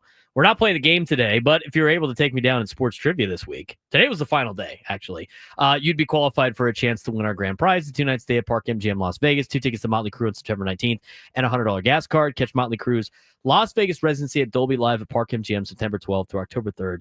Tickets at Ticketmaster.com. I feel like just people in general, and I've said it, like giving up Leo DeVries, not a fan of. I'm also not a fan of trading 2 potential starting pitchers for a catcher and Freddie Fermin. I don't get it, but it might be the price of doing business. And if that's the price of doing business, you know what? It is what it is. You're trying to win. Now, here's the good news before I get to your phone calls. Every player the Padres have acquired so far today, every single one of them, Mason Miller, JP Sears, Freddie Fermin, all of them are making league minimum as of right now. All of them are arbitration eligible starting next year. All of them are arbitration eligible starting next year. All of them are under contract through the 2028 season. Fermin and Miller under contract through the 2029 season. Saw breaking news from Ken Rosenthal. James Outman on his way to the Twins as part of that Brock Stewart trade that was announced earlier between the Twins and Dodgers. They have Andy Pajas now. They don't need him. He's out, man. We'll see ya, Outman. Wasn't a big fan of his anyway.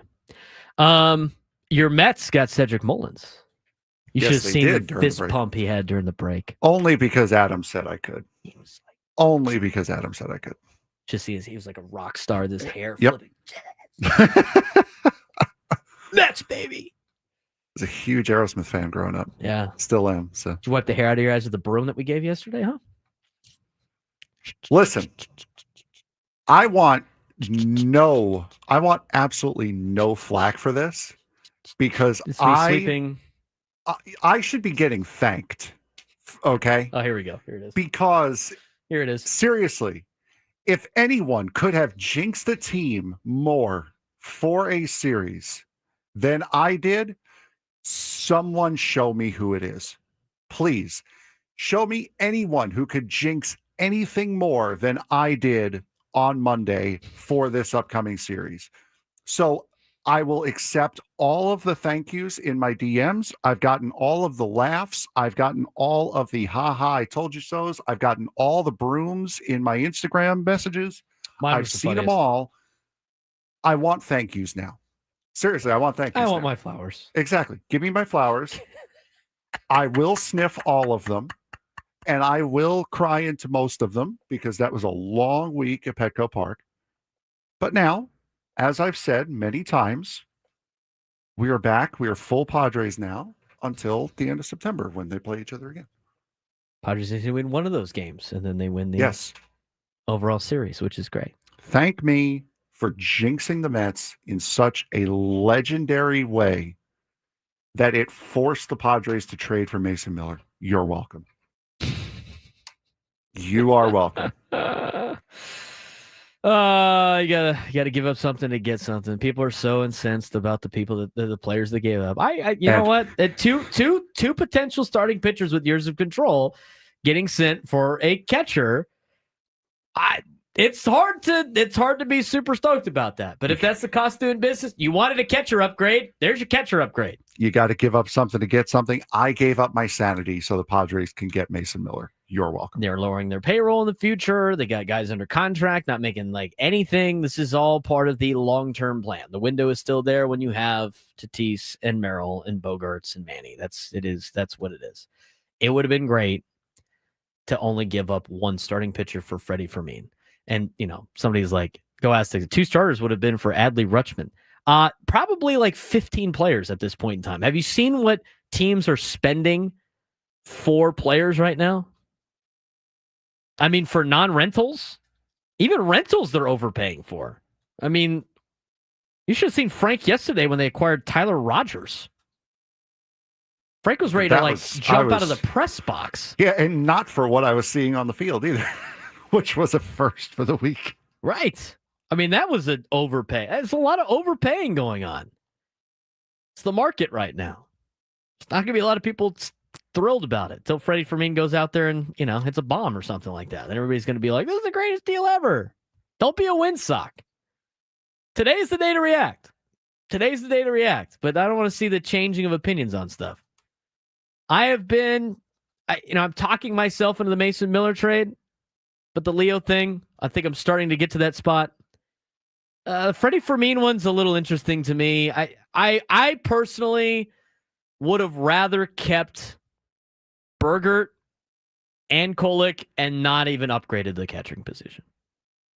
Because I just think they can win with whatever. I mean, it's nice to get offensive production out of your catcher, but if you're going to treat it like a defensive only position, then why not just leave that spot, use your resources to get a left field bat that you can get for multiple years, and sounds good. Yankees are getting right-handed reliever Jake Bird from the Rockies. Anybody care? Nope. All right, moving on. Travis and OB, you're on the Braden Surprenant show. What's going on, Travis? Hey, thanks for having me.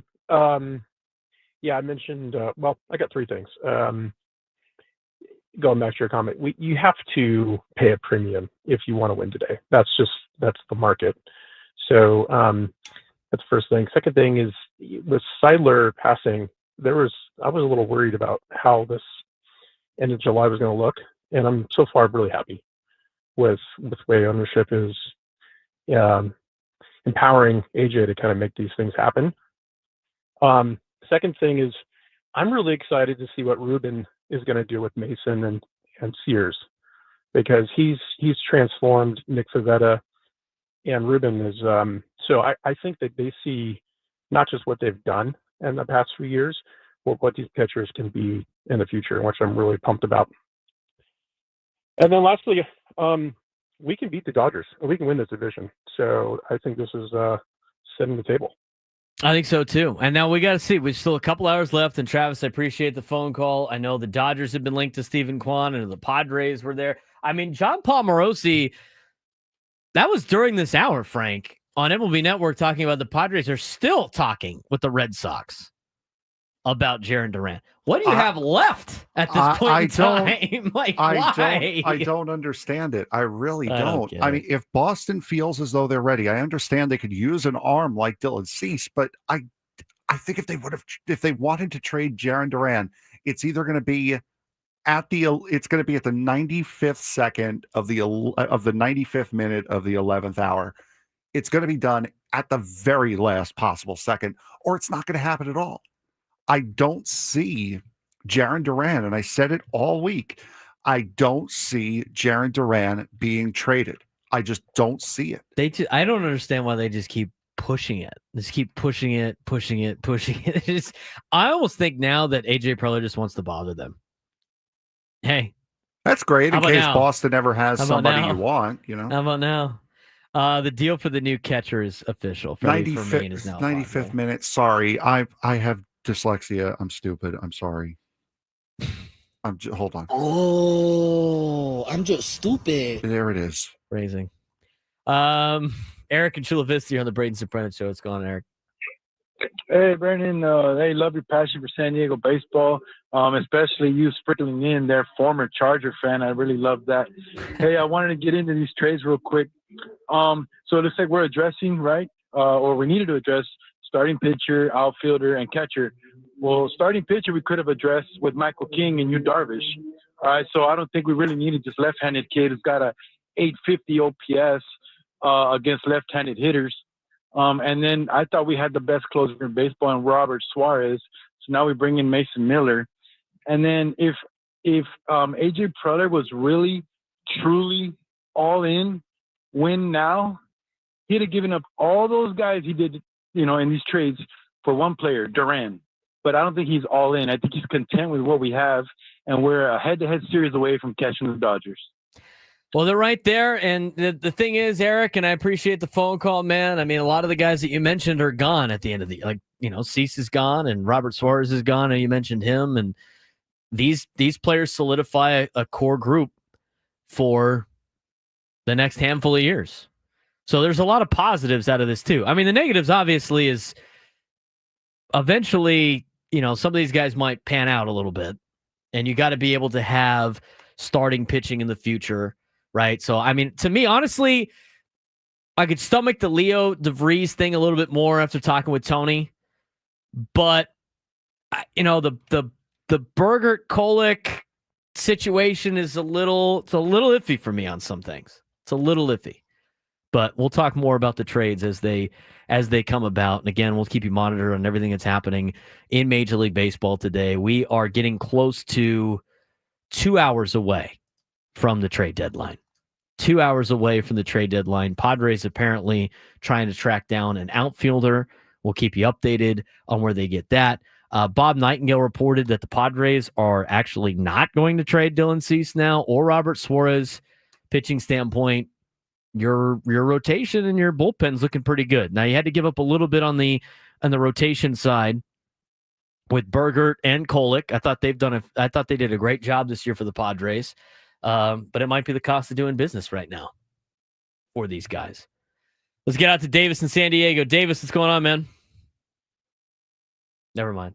Out! Running out of break. I was waiting for the music to hit. Anyway, we'll get back to your phone calls when we come back, reacting to a couple of trades the Padres have made. Freddie Fermin, a new catcher for San Diego. That trade has now been made official. Mason Miller and JP Sears are Padres. Those are official deals from earlier. Padres still trying to get a left fielder. We'll get you an update from Dennis Lynn in the next hour. 97 through the Fan.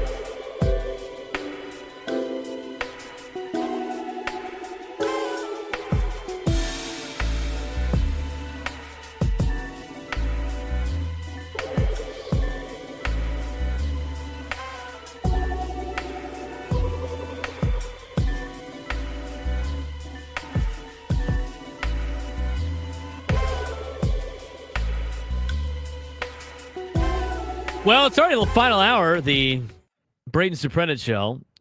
And we like to thank all of you guys for joining us today. We really, really appreciate it.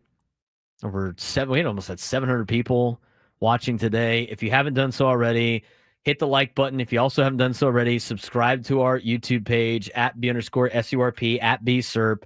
It's the first thing in the description for all of you on YouTube. If you're listening on the Odyssey app, we appreciate you as well. Be sure to like and subscribe to our YouTube page also, and subscribe and like, favorite, whatever it may be, wherever you get your podcasts. You can find us at Braden Surprenant, BradenSurprenant.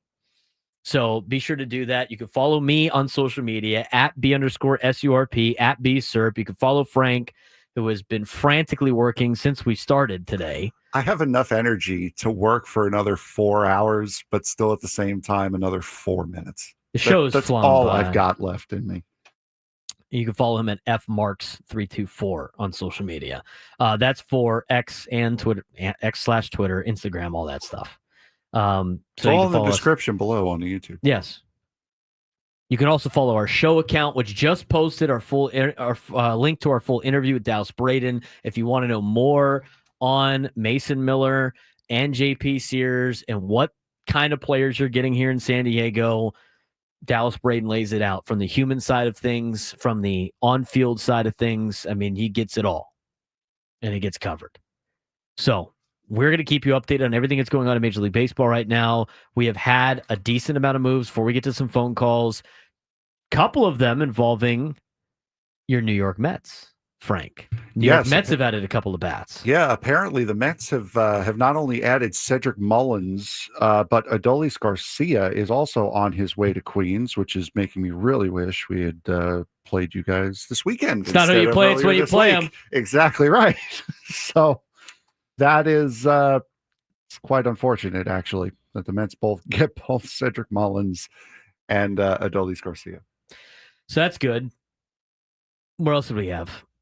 The Yankees bullpen is going absolutely berserk right now. I believe we know David Bednar is going there. I believe he said Jake Bird is also on his way to the Bronx. So I mean, there's just, it's coming in every second here. Coming up at the end of the hour, Clark Farenthold, who's a sports reporter for the Coronado Eagle and Journal and contributed to San Union Tribune, covers the Padres minor league system for Mad Friars. He'll be joining us for the final hour, kind of talking about some of the pieces the Padres had given up and where there might be some other players that the Padres did not trade away that they might value more than some of the names that you see on the way out, thinking it's going to be awful, right? So we'll get more updates on that with Clark in just a little bit. We do want to get to your phone calls. I know it's been tough today. A lot of you guys have been waiting on hold for a long time. It's been a whirlwind. Right when we were going to take more calls at the noon hour, the Padres made a deal for Freddie Fermin. So Padres have acquired Freddie Fermin, a catcher from Kansas City, to recap. They have also acquired Mason Miller and JP Sears. They have departed with Leo DeVries, the number one prospect in the Padres organization. They have departed with Braden Nett. They have departed with Eduardo Nunez, and they have departed with Henry Baez. Those four went in the A's deal. Stephen Kolek, Ryan Bergert went to Kansas City in the Freddie Fermin deal. Freddie Fermin upgrades your catching position a little bit. Unfortunately, two young controllable arms are on their way out. So we will see. 833-288-0973, 833-288-0973. Try to get to him at the end of last hour. We'll start this hour. Davis in San Diego, what's going on, man? Davis, are you there? There you are. What's up? Oh, sorry. I just wanted to comment on the Mason Miller trade. I know you guys have been talking about it a lot, but I feel like giving up DeVries is not as bad as like giving up a Salas, even though I feel like people think he's better because Salas is a catcher, and catchers are kind of like hard to come by. We got Furman, and when you have a homegrown catcher, I feel like it really has a bigger impact on like a franchise. And I am mad about like DeVries, but for Mason Miller, he's like a stud. So overall, I'd rather go DeVries than Salas. So, well, that's good. not a bad call there, Davis. I mean, DeVries obviously more talented. DeVries, could do a lot of things. Shortstop position, could play anywhere else. The catching position obviously is something that's very difficult to replace. And the thing is, with the catching position, I know people are upset. Like Salas has been hurt and everything like that, but he's still technically part of the Padres. We'll see what happens in the next 2 hours. And appreciate the phone call from Davis. I literally just saw 6 minutes ago that trade was not happening, Frank. Yeah, now it sounds like it is. Have we gotten a passing? Yes, we have. Breaking news: the Minnesota Twins have traded shortstop Carlos Correa to the Houston Astros. Correa is back, baby. The Astros have a real tendency of trading for players they used to have. That is a thing that they like to do. Carlos Correa didn't look good in the Twins uniform. Now you can get extra booed with the Astros again. They brought one of the villains back. I kind of like that. I like him back on the Astros. I have to say, you disagree with that? He looks better in an Astros uniform. No, I mean he doesn't look like he fits in Minnesota. It's fine. I mean, it is what it is. It's in the American League. We don't. Yeah, care. Exactly. That's kind of my feeling of it. That's cool. From a baseball fan American standpoint, League, you're like, great. hey, it's fun. It's fun. That was fun. my initial reaction. Was the baseball fan in me? I was like, wow, the Astros really love bringing old players back. That's the baseball fan reaction in me. The Padre radio analyst reaction in me is it's the American League. We don't play the Astros. We do play the Twins. I don't care. Just make the Twins easier to beat. Think they're going to reacquire the trash cans they used? You mean they haven't gotten rid of them? I thought they had to suspend them for something. That doesn't mean they didn't hide them in the back of the building. That's true. It's not the juice box anymore. It's Daikin Park now. I missed the juice box. That's a foul on Houston for changing their naming rights and collecting more money. He draws the foul. That's a foul. 833-288-0973. 833-288-0973. Jake in North Park. You're on the Braden Surprenant show, man. What's going on? Braden, thanks for taking my call. Great job as always. Your co-host and producer by New Jersey, man. Listen, I'm looking at this new catcher they're getting, and he's actually great against the Dodgers. They haven't played him a ton, but he's had a couple hits when they played the Dodgers this year, and we're trying to win a World Series. To do that, we got to beat the Dodgers, build a team that beats the Dodgers. That's a winning recipe. I think it's a good deal. Hey, something we haven't looked at yet, Jake. Frank needs to buy a new jersey. It was a Jacob deGrom jersey, so there probably was some bad juju in that. There is some truth to that, I guess. There is some truth to that. And apparently, Freddie Fermin owns the Dodgers. Who would have thought? Do I need to pull up his career splits against the Dodgers where it's like 5 games or something stupid? I got to see. Now I'm looking it up. I got to see. If Freddie Fermin is a Dodger killer, makes it worth it. Giving up 2 young Freddie Fermin, 1 pinch hit appearance, grand slam. Wow. Is that for legit? No, that's not for real. Don't no, that's not for real. Jake led us astray. He's made 6 starts against the Dodgers. He's hitting .238 with an RBI. Come on, man. That's a foul. He draws the foul. Foul on Jake. 5 more fouls for Eric Hosmer rejoin. You're too excited about that. I did like one foul should subtract from the one guy that said, "Are you feeling it now, Mr. Krabs?" That was just the epitome of laughter for me. Okay, fine. So you still have the 6, chat. Yeah. We do NBA rules with that? Yeah. All right. I thought we've been doing that the whole time. I thought that 5. was Yeah, we do college, but we don't have. All right, we want to do 6. I mean, you're trying to get a cameo from Eric Hosmer with 5 fouls. If I was really trying to get a cameo from Eric Hosmer, I would have done 2 fouls. We would have had that thing weeks ago. That's not real basketball. 5 or 6. You make the pick. It's NBA rules. Actually, you know what? 6? All right. It is a college town. Yep. San Diego State here. We have good college basketball. No NBA. We will go by college rules then. It is 5. Man. That is now made official. Nice. Once again, you guys hear a production meeting on air. All right. Back to the phone calls. 833-288-0973. 833-288-0973. Brian in Normal Heights, you're on the Braden Surprenant show. What's going on, Brian? Braden, long time no speak, my friend. Congrats on the new show. Thank you. Well Very deserved. Appreciate it. Yeah, where you been, man? What's going on?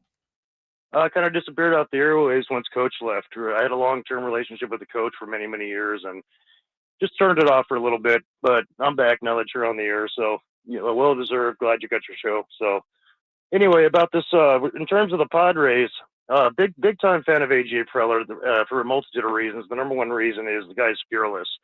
The guy's a riverboat gambler. He just pushes his chips all in the middle of the table. Is not afraid to go for it. Made a lot of moves over the years that have been hit or miss, but the one thing you can't say about him is he doesn't get you talking. The guy gets you talking. He gets you excited. He's doing anything he can to improve the team. I mean, whether Leo DeVries turns out to be a stud at the next level, who knows? I mean, it's like the great Ben Maller used to say, prospect's another word for suspect. Until you prove it at the major league level, who the hell knows at this point? So getting a guy like Mason Miller, one of the best bullpen arms in the game, back of the bullpen guy is a huge move in my opinion. And getting a guy like GP Sears, you needed to add to the starting rotation, a guy that's going to eat up a lot of innings and save the bullpen. Now, with that all said, they still need to add an outfield bat, but I'm confident in my boy Preller to do that at some point in time. In terms of the Freddie Fermin trade, totally indifferent about it. Don't really know much about Fermin. Giving up Steven Kolek and Ryan Berger, don't really care too much about that either. It's kind of a nothing move, but I'm just waiting for the anticipation of a big bat coming. So anyway, keep up the great work. We'll see what happens. I think my boy Preller's going to add some magic before it's all said and done. Brian, appreciate the phone call, man. Long time no talk. I know he'll be dialing in for Aztec Sports in the fall and looking forward to that. But yeah, we got to see what Freddie Fermin's about. Obviously, I haven't watched too many Freddie Fermin games in Kansas City, but we'll see. And you got to wait for the left field bat. Again, you can't overall evaluate this trade deadline until that clock hits 3:00. And then even after that, some trades still might roll through a little bit. 833-288-0973, 833-288-0973. Charles and Ramona, you're on the Braden Surprenant Show. What's going on, Charles? Hey, how are you doing today? Doing well. I was a little surprised by the trade. I mean, I wasn't surprised. I actually expected Berger to be traded at the deadline. Honestly, I always saw him as a trade deadline piece, but thought he'd get something for left field for him. But I'm for the first move. I'm for it. I get DeVries is supposed to be this great, player of the future, but we really need to. We're thinking about now. We're in 3 years when he comes up. Is Manny Machado or Bogarts going to be even close to what they are now? Probably not. And so we want to win now. We have to take those risks. And I think the Furman trade, I think that's really kind of like time will tell whether that's a good one or not. See how he does. Hopefully he comes up and it turns into a good trade. But if we win a World Series, hands down, DeVries could be the best player to ever play the game, and it wouldn't matter. It would have still been worth it. That's the big risk, right? That's the big risk. And Charles, I appreciate the phone call, man. That's a tough risk for a lot of people to be able to hang on to, especially a fan base that's never seen a World Series championship. To be like, well, it'll all work out if they win a World Series. I mean, well, if they win something they've never done, it would all work out if they win a World Series, something that they've never done. But it's true. That's at the same point. It's true. If they were lucky enough to win a World Series and good enough to do that this year, none of you will care. No one would care. And you got a lot of the guys locked, under contract for a long time. So we'll see where it goes. 833-288-0973, 833-288-0973. Continue with your phone calls. We're going to get to Clark Farrenhold here in a little bit as well as we kind of wrap up the show. I already went through it pretty far. And get ready for Gwen and Chris. They'll have the final hour of the trade deadline. We're under 2 hours to go, and the Padres still need a left field bat.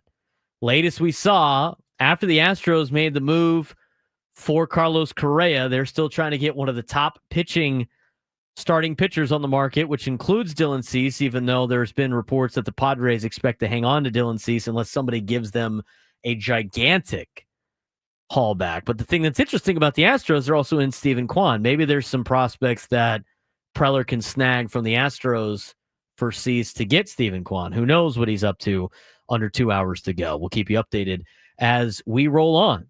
He's Frank Marchese. I'm Braden Surprenant. This is the Braden Surprenant Show on San Diego's #1 sports station, 97.3 The Fan.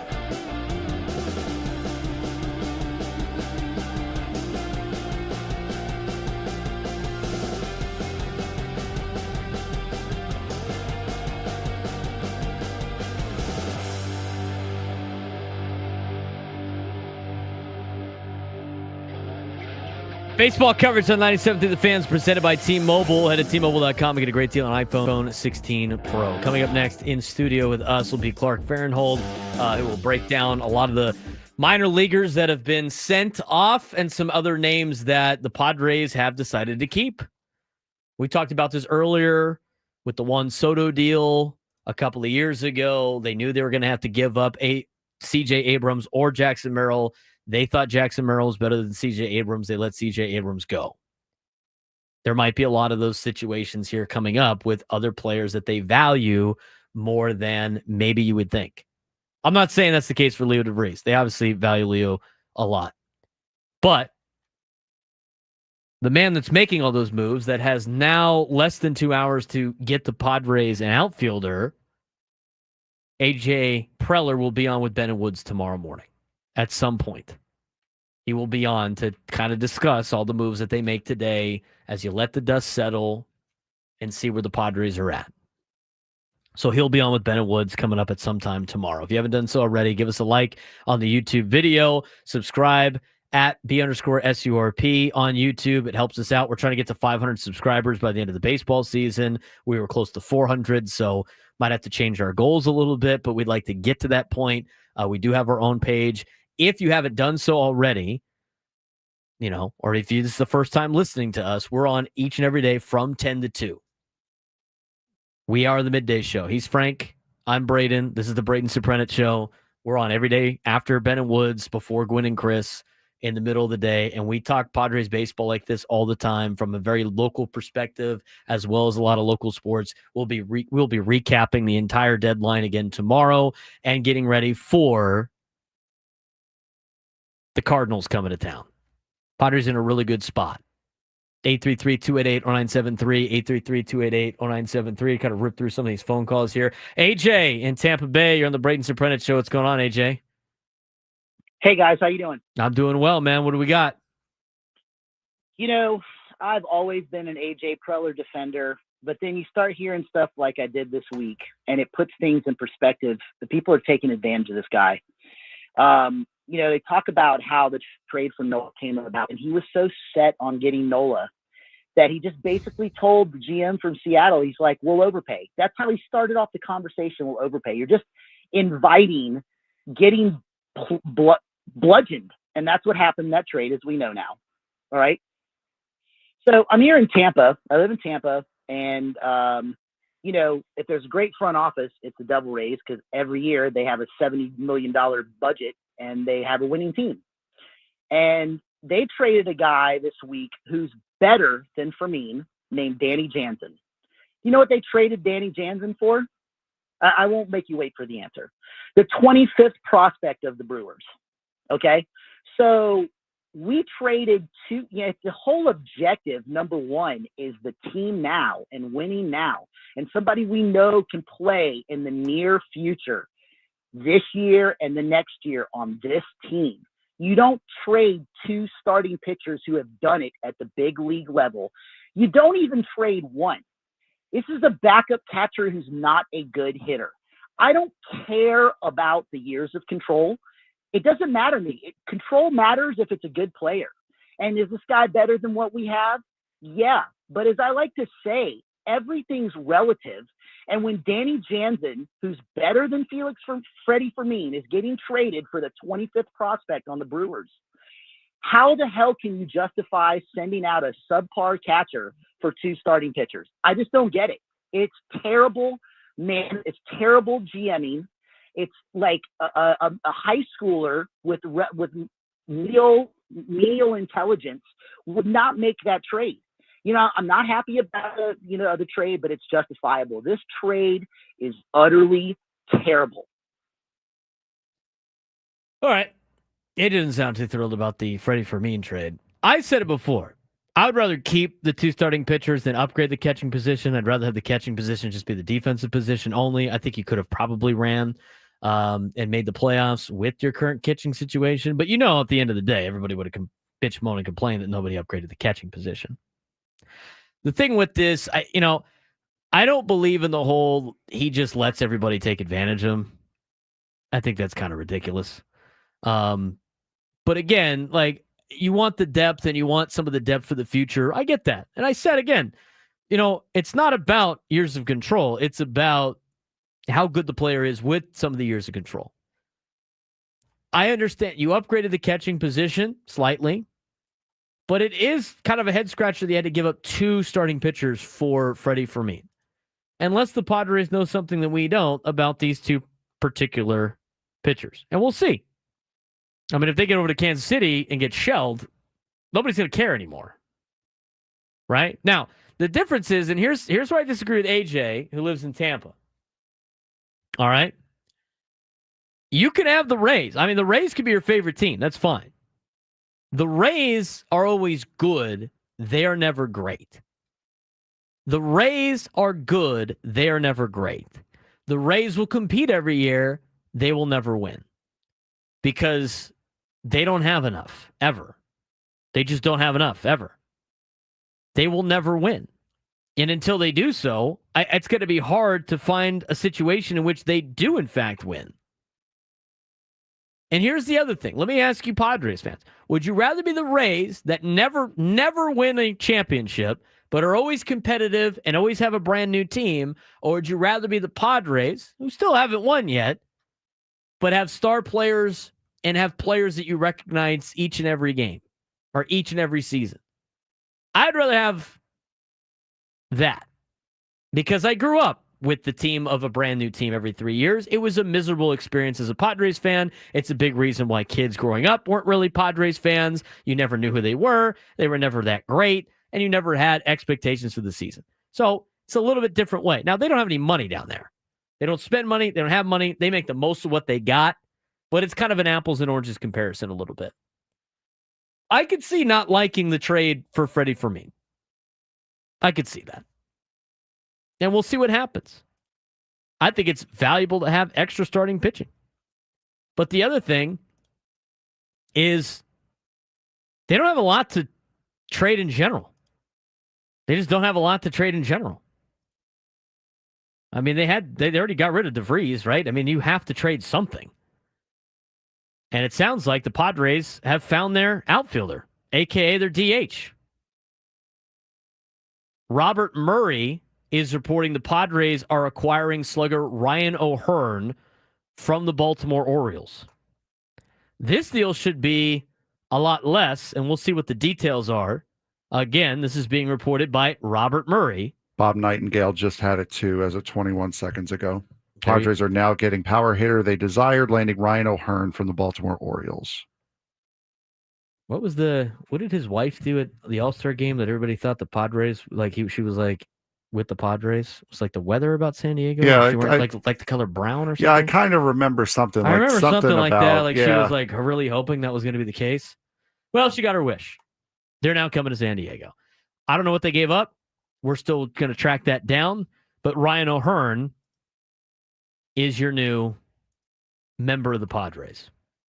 What else we got? Anything else on that? We're going to keep scrolling not through. that. Yeah, we're going to have to keep. So that's good news. On that. We got to take a break. O'Hearn apparently is going to be a Padre. It is being reported by Robert Murray. We'll have more updates on that when we come back. And to talk about the prospects going opposite, Clark Farenthold will join us in studio when we come back as well. Braden Surprenant Show, final segment, San Diego's #1 sports station, 97 to the Fan.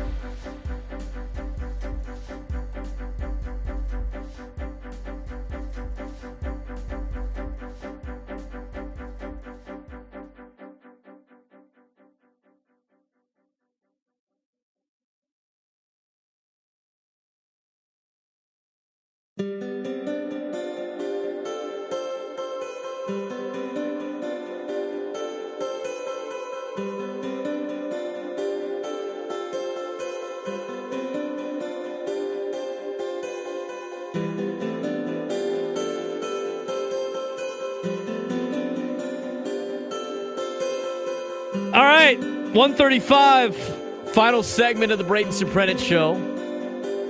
We are joined in studio by Clark Barinholtz, who covers the minor leagues for the San Diego Padres. Not for them, but he covers the San Diego Padres minor leaguers. Does a good job for Mad Friars. He also does some stuff with Coronado. He's a contributing writer to the San Diego Union Tribune.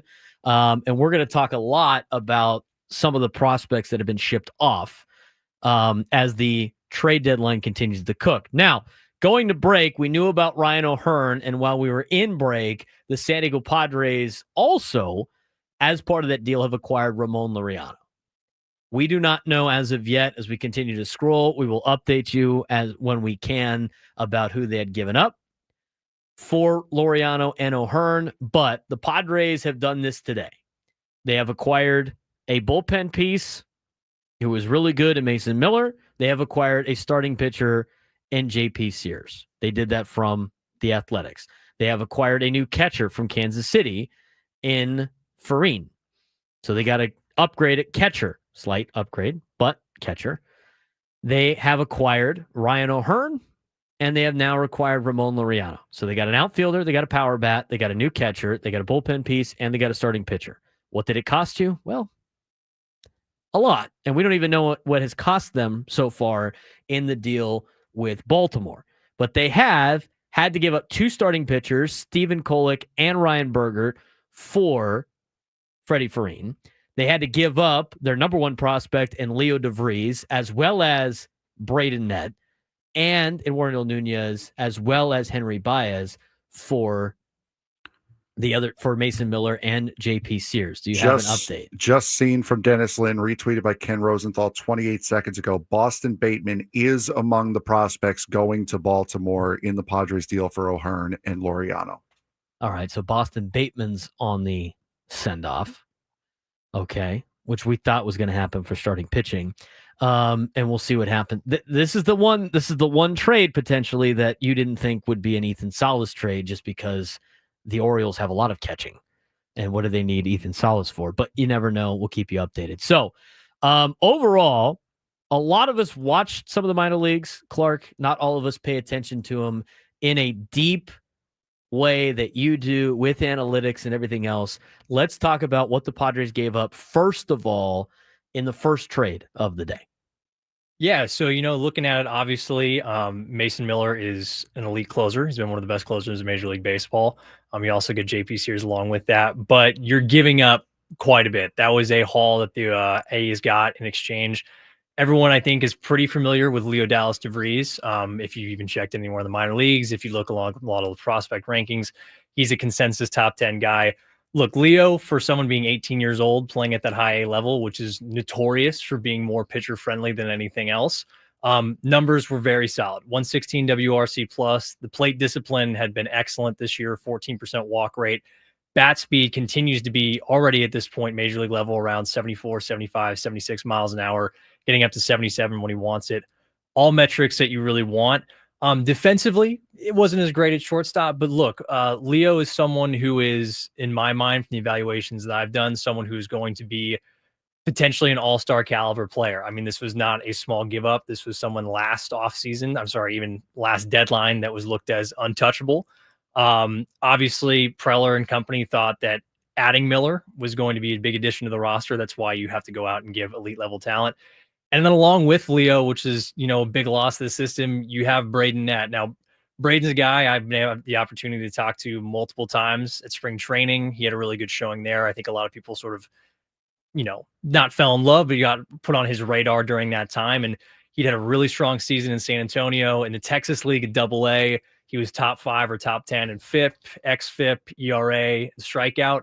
This is a guy that has a 6-7 pitch mix. We're talking about a fastball that sits 95 to 96, can get up to 99 with really good shape, around 17, 18 inches of induced vertical break. The slider has really excellent depth to go along with it. And then you add into that, he just added a kick change this year too to the mix that he had taught himself after watching on Instagram Reels, and had become a really effective pitch in his arsenal. Those two guys are certainly the headline of it. Time will tell what those guys will do. Obviously, they've had a lot of success in the Padres organization, but those two, I think, will be the ones that make or break the deal overall for getting Miller back. Obviously, Miller's play being codependent too on the deal itself. And then looking further down the line, Henry Baez has been someone who's been really strong, sub-2 ERA this year in the Texas League. Someone who's a little bit more oriented in terms of results over stuff. Sinker sat anywhere from 94 to 95, could run it up to 97. Breaking ball had a little bit more of a slurvy shape last season. He had tightened it up a little bit, has a nice changeup to go with it. And then Nunez, everyone had an opportunity to see it as well. But it's a haul for the A's. I don't think there's any way to look around it. Leo's an extremely talented player. Again, Braden Net, an extremely talented player from my eyes. But I suppose to get an elite player like Miller, who I would think you would try to maybe turn into a starter next season. He had that runabout before. That's what they felt comfortable giving up. So yeah, I mean, it's a talented group that Oakland got back in that return. No questions asked. We're getting close to the trade deadline. We got 20 minutes left on our show, and there'll be another hour before the trade deadline is officially arrived. We are talking with Clark Farrenhold, who is a sports reporter for the Coronado Eagle and Journal and the Union Tribune, covering San Diego Padres minor league systems for Mad Friars as well. He joins us in studio to talk a little bit about what the Padres have given up today in really addressing every need that they said leading up to the trade deadline they were looking at potentially addressing. So they got that part done. The one that I think is the biggest head scratcher for all of us, and we talked about it off air a little bit, was the Freddie Ferrin trade. Because when he came in, right, he's coming in as an upgrade at the catching position slightly, and it costs you two major league starting pitchers that have done well for you this year. We were talking about on the roundtable how you need pitching depth. Bergert and Kolek are going to Kansas City for an upgrade at the slight upgrade at the catching position. This was the biggest head scratcher, I think, for a lot of fans and ourselves.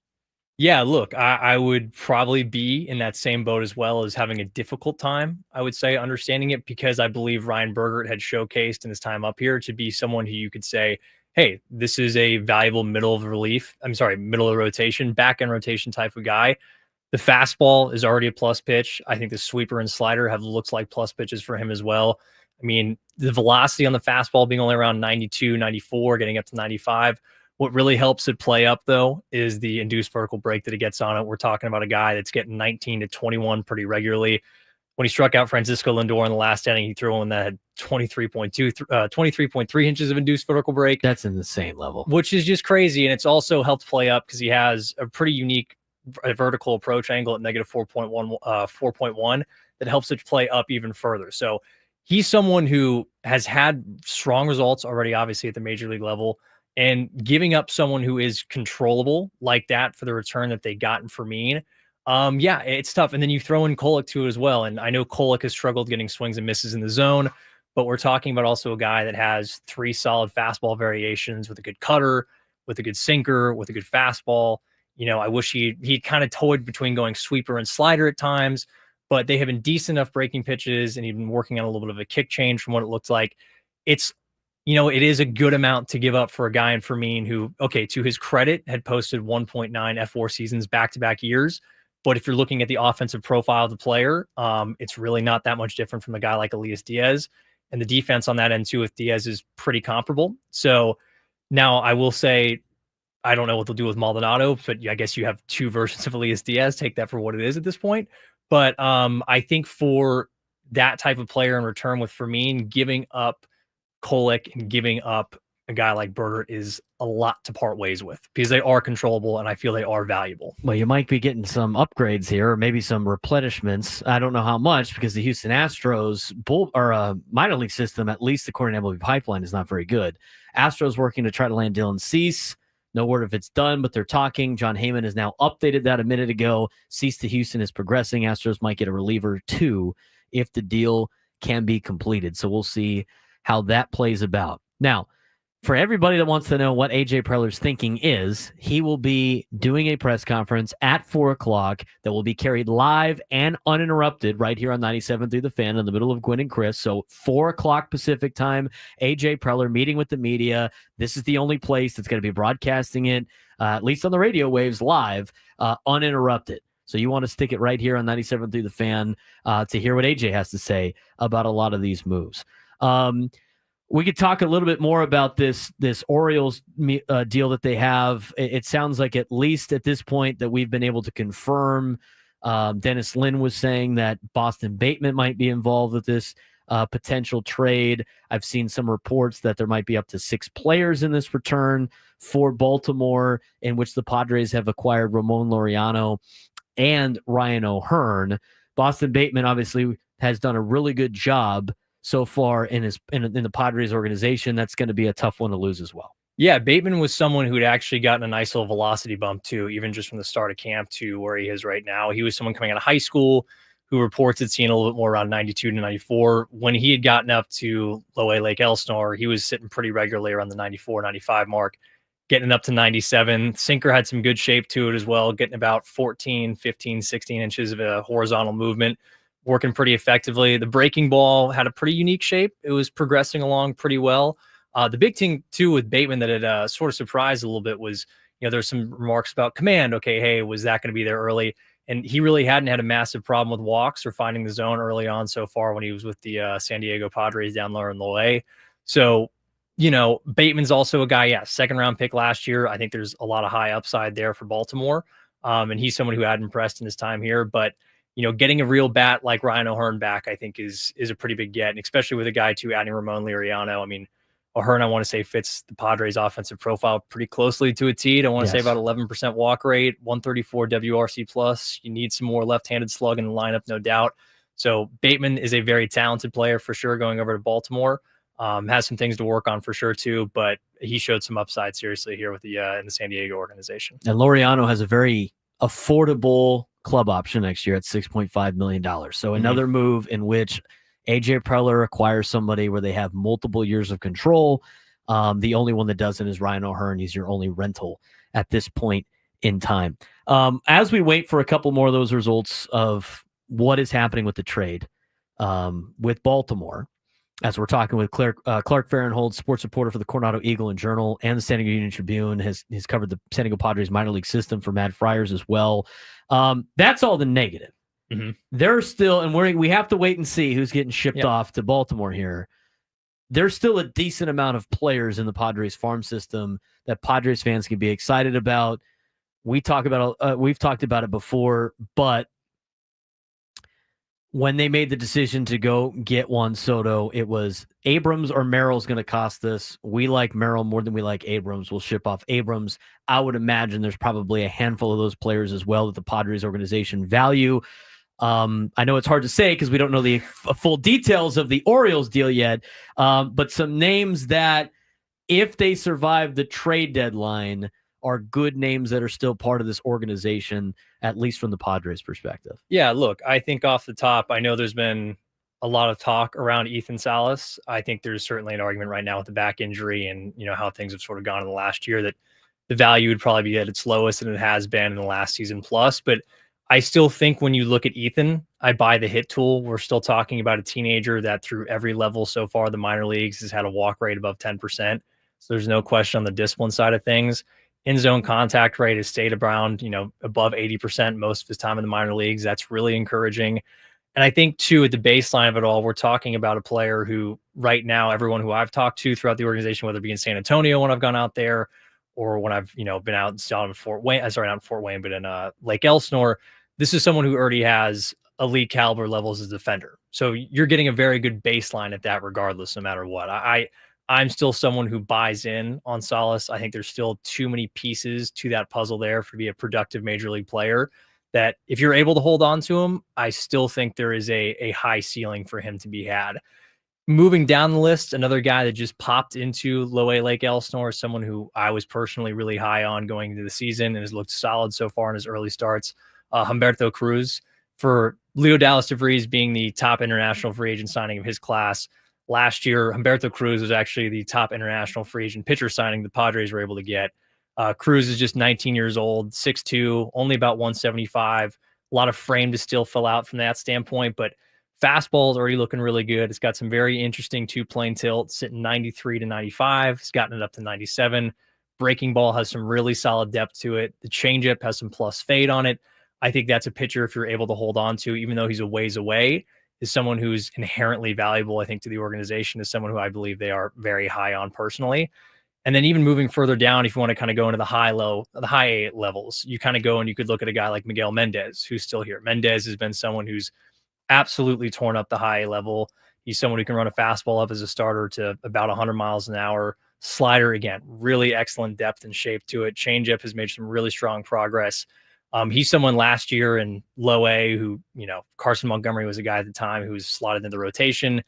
Mendez had an opportunity to come in there and kind of slot in that spot and take a rotation spot and has just run with it the last 2 years throughout the minor leagues. He's someone who's really jumped up here and had a big spurt here, especially in high Fort Wayne. And then even just kind of going further, I think if you look at the organization's depth right now, it's in the bullpen. And I think it's been nice they've been able to hold on to a guy like Tyson Neighbors. I haven't seen Neighbors go somewhere. Now, I know they're obviously very stacked at that point, but Neighbors is someone who's accelerated through the system very quickly. Right now, even in Double-A, after a little bit of a rocky start, he's pushed that K percent back above 30%. Fastball, if you want to talk about shape, is one of the craziest I've seen. It's getting about 21, 22 average inches of induced vertical break. Can run it up to 97. Gyro slider has a very, very cool shape to it. Gets a lot of swing and miss. He's still struggling a little bit right now at the Double-A spot with a little bit of command issue, but he's getting guys to chase and whiff like crazy. That's always a huge mark. I would say just two guys that I've liked how they've looked as of recent. Cobb Hightower, he started kind of turning around a little bit this much in the last couple of weeks. I want to say last night with another multi-hit game. It's his fourth multi-hit game in his last 5 starts. He started to look a lot more comfortable. He's got very solid back control, makes a lot of contact inside the zone. And for someone who is younger comparatively to the level still, walks a ton. And the last guy I'll bring up out of this whole, word salad would be Cale Fountain. I'm someone who's very high on Cale Fountain. He's, I believe, in the 5th round last year, he got the highest signing bonus from anyone, I think, in Major League history at that spot. Cale has looked, solid there for the first beginning. But there's a lot of raw power to his game. He's made a little bit more contact inside the zone than I think some people might have thought originally here going to the low A level out of the ACL league. He's still coming back a little bit from that Tommy John surgery that he had on the elbow last year, but he's getting some time in the field, rotating between DHing, playing first, playing third. I think there's a lot of intriguing upside there. He's someone I think a lot of people forget if you didn't read the scouting reports, didn't pay enough attention to it. Actually broke the Nebraska state record for stolen bases. So being 6'6" and be able to move like that and also be able to play with that much power, that's obviously there's a lot of intriguing upside to it in itself. Well, hopefully none of those names you just mentioned are all in this deal. That would be devastating. That would be awful. Hopefully the Orioles weren't just kind of like, hang on, let's wait for Clark to say all the great players and we'll take all those guys. I wouldn't be surprised if some of those guys are probably in there, maybe one or two, but we'll have to wait and see. Clark, great job. We're running out of time here. You're going to be on with Gwen and Chris coming up in the next hour or so as we continue our trade deadline coverage here on 97.3 The Fan. I appreciate everybody for joining us today. The Braden Surprenant Show. We'll be recapping this again tomorrow. Take your phone calls. I know a lot of you guys called in today. Couldn't get to you. We'll try to get to you tomorrow as we recap the trade deadline. Overall, as much as they had to pay for it, the Padres improved their team today. The Major League club got major improvements. So, for Frank Marchese, for Clark Farrenhold, I'm Braden Surprenant signing off. Gwen and Chris coming up next. 4 o'clock, AJ Preller, live press conference, uninterrupted, airing here on 97.3 The Fan. AJ will join Ben and Woods again tomorrow morning. It should be a lot more coverage here on 97.3 The Fan. Stay tuned. Clark will continue with Gwen and Chris when we come back.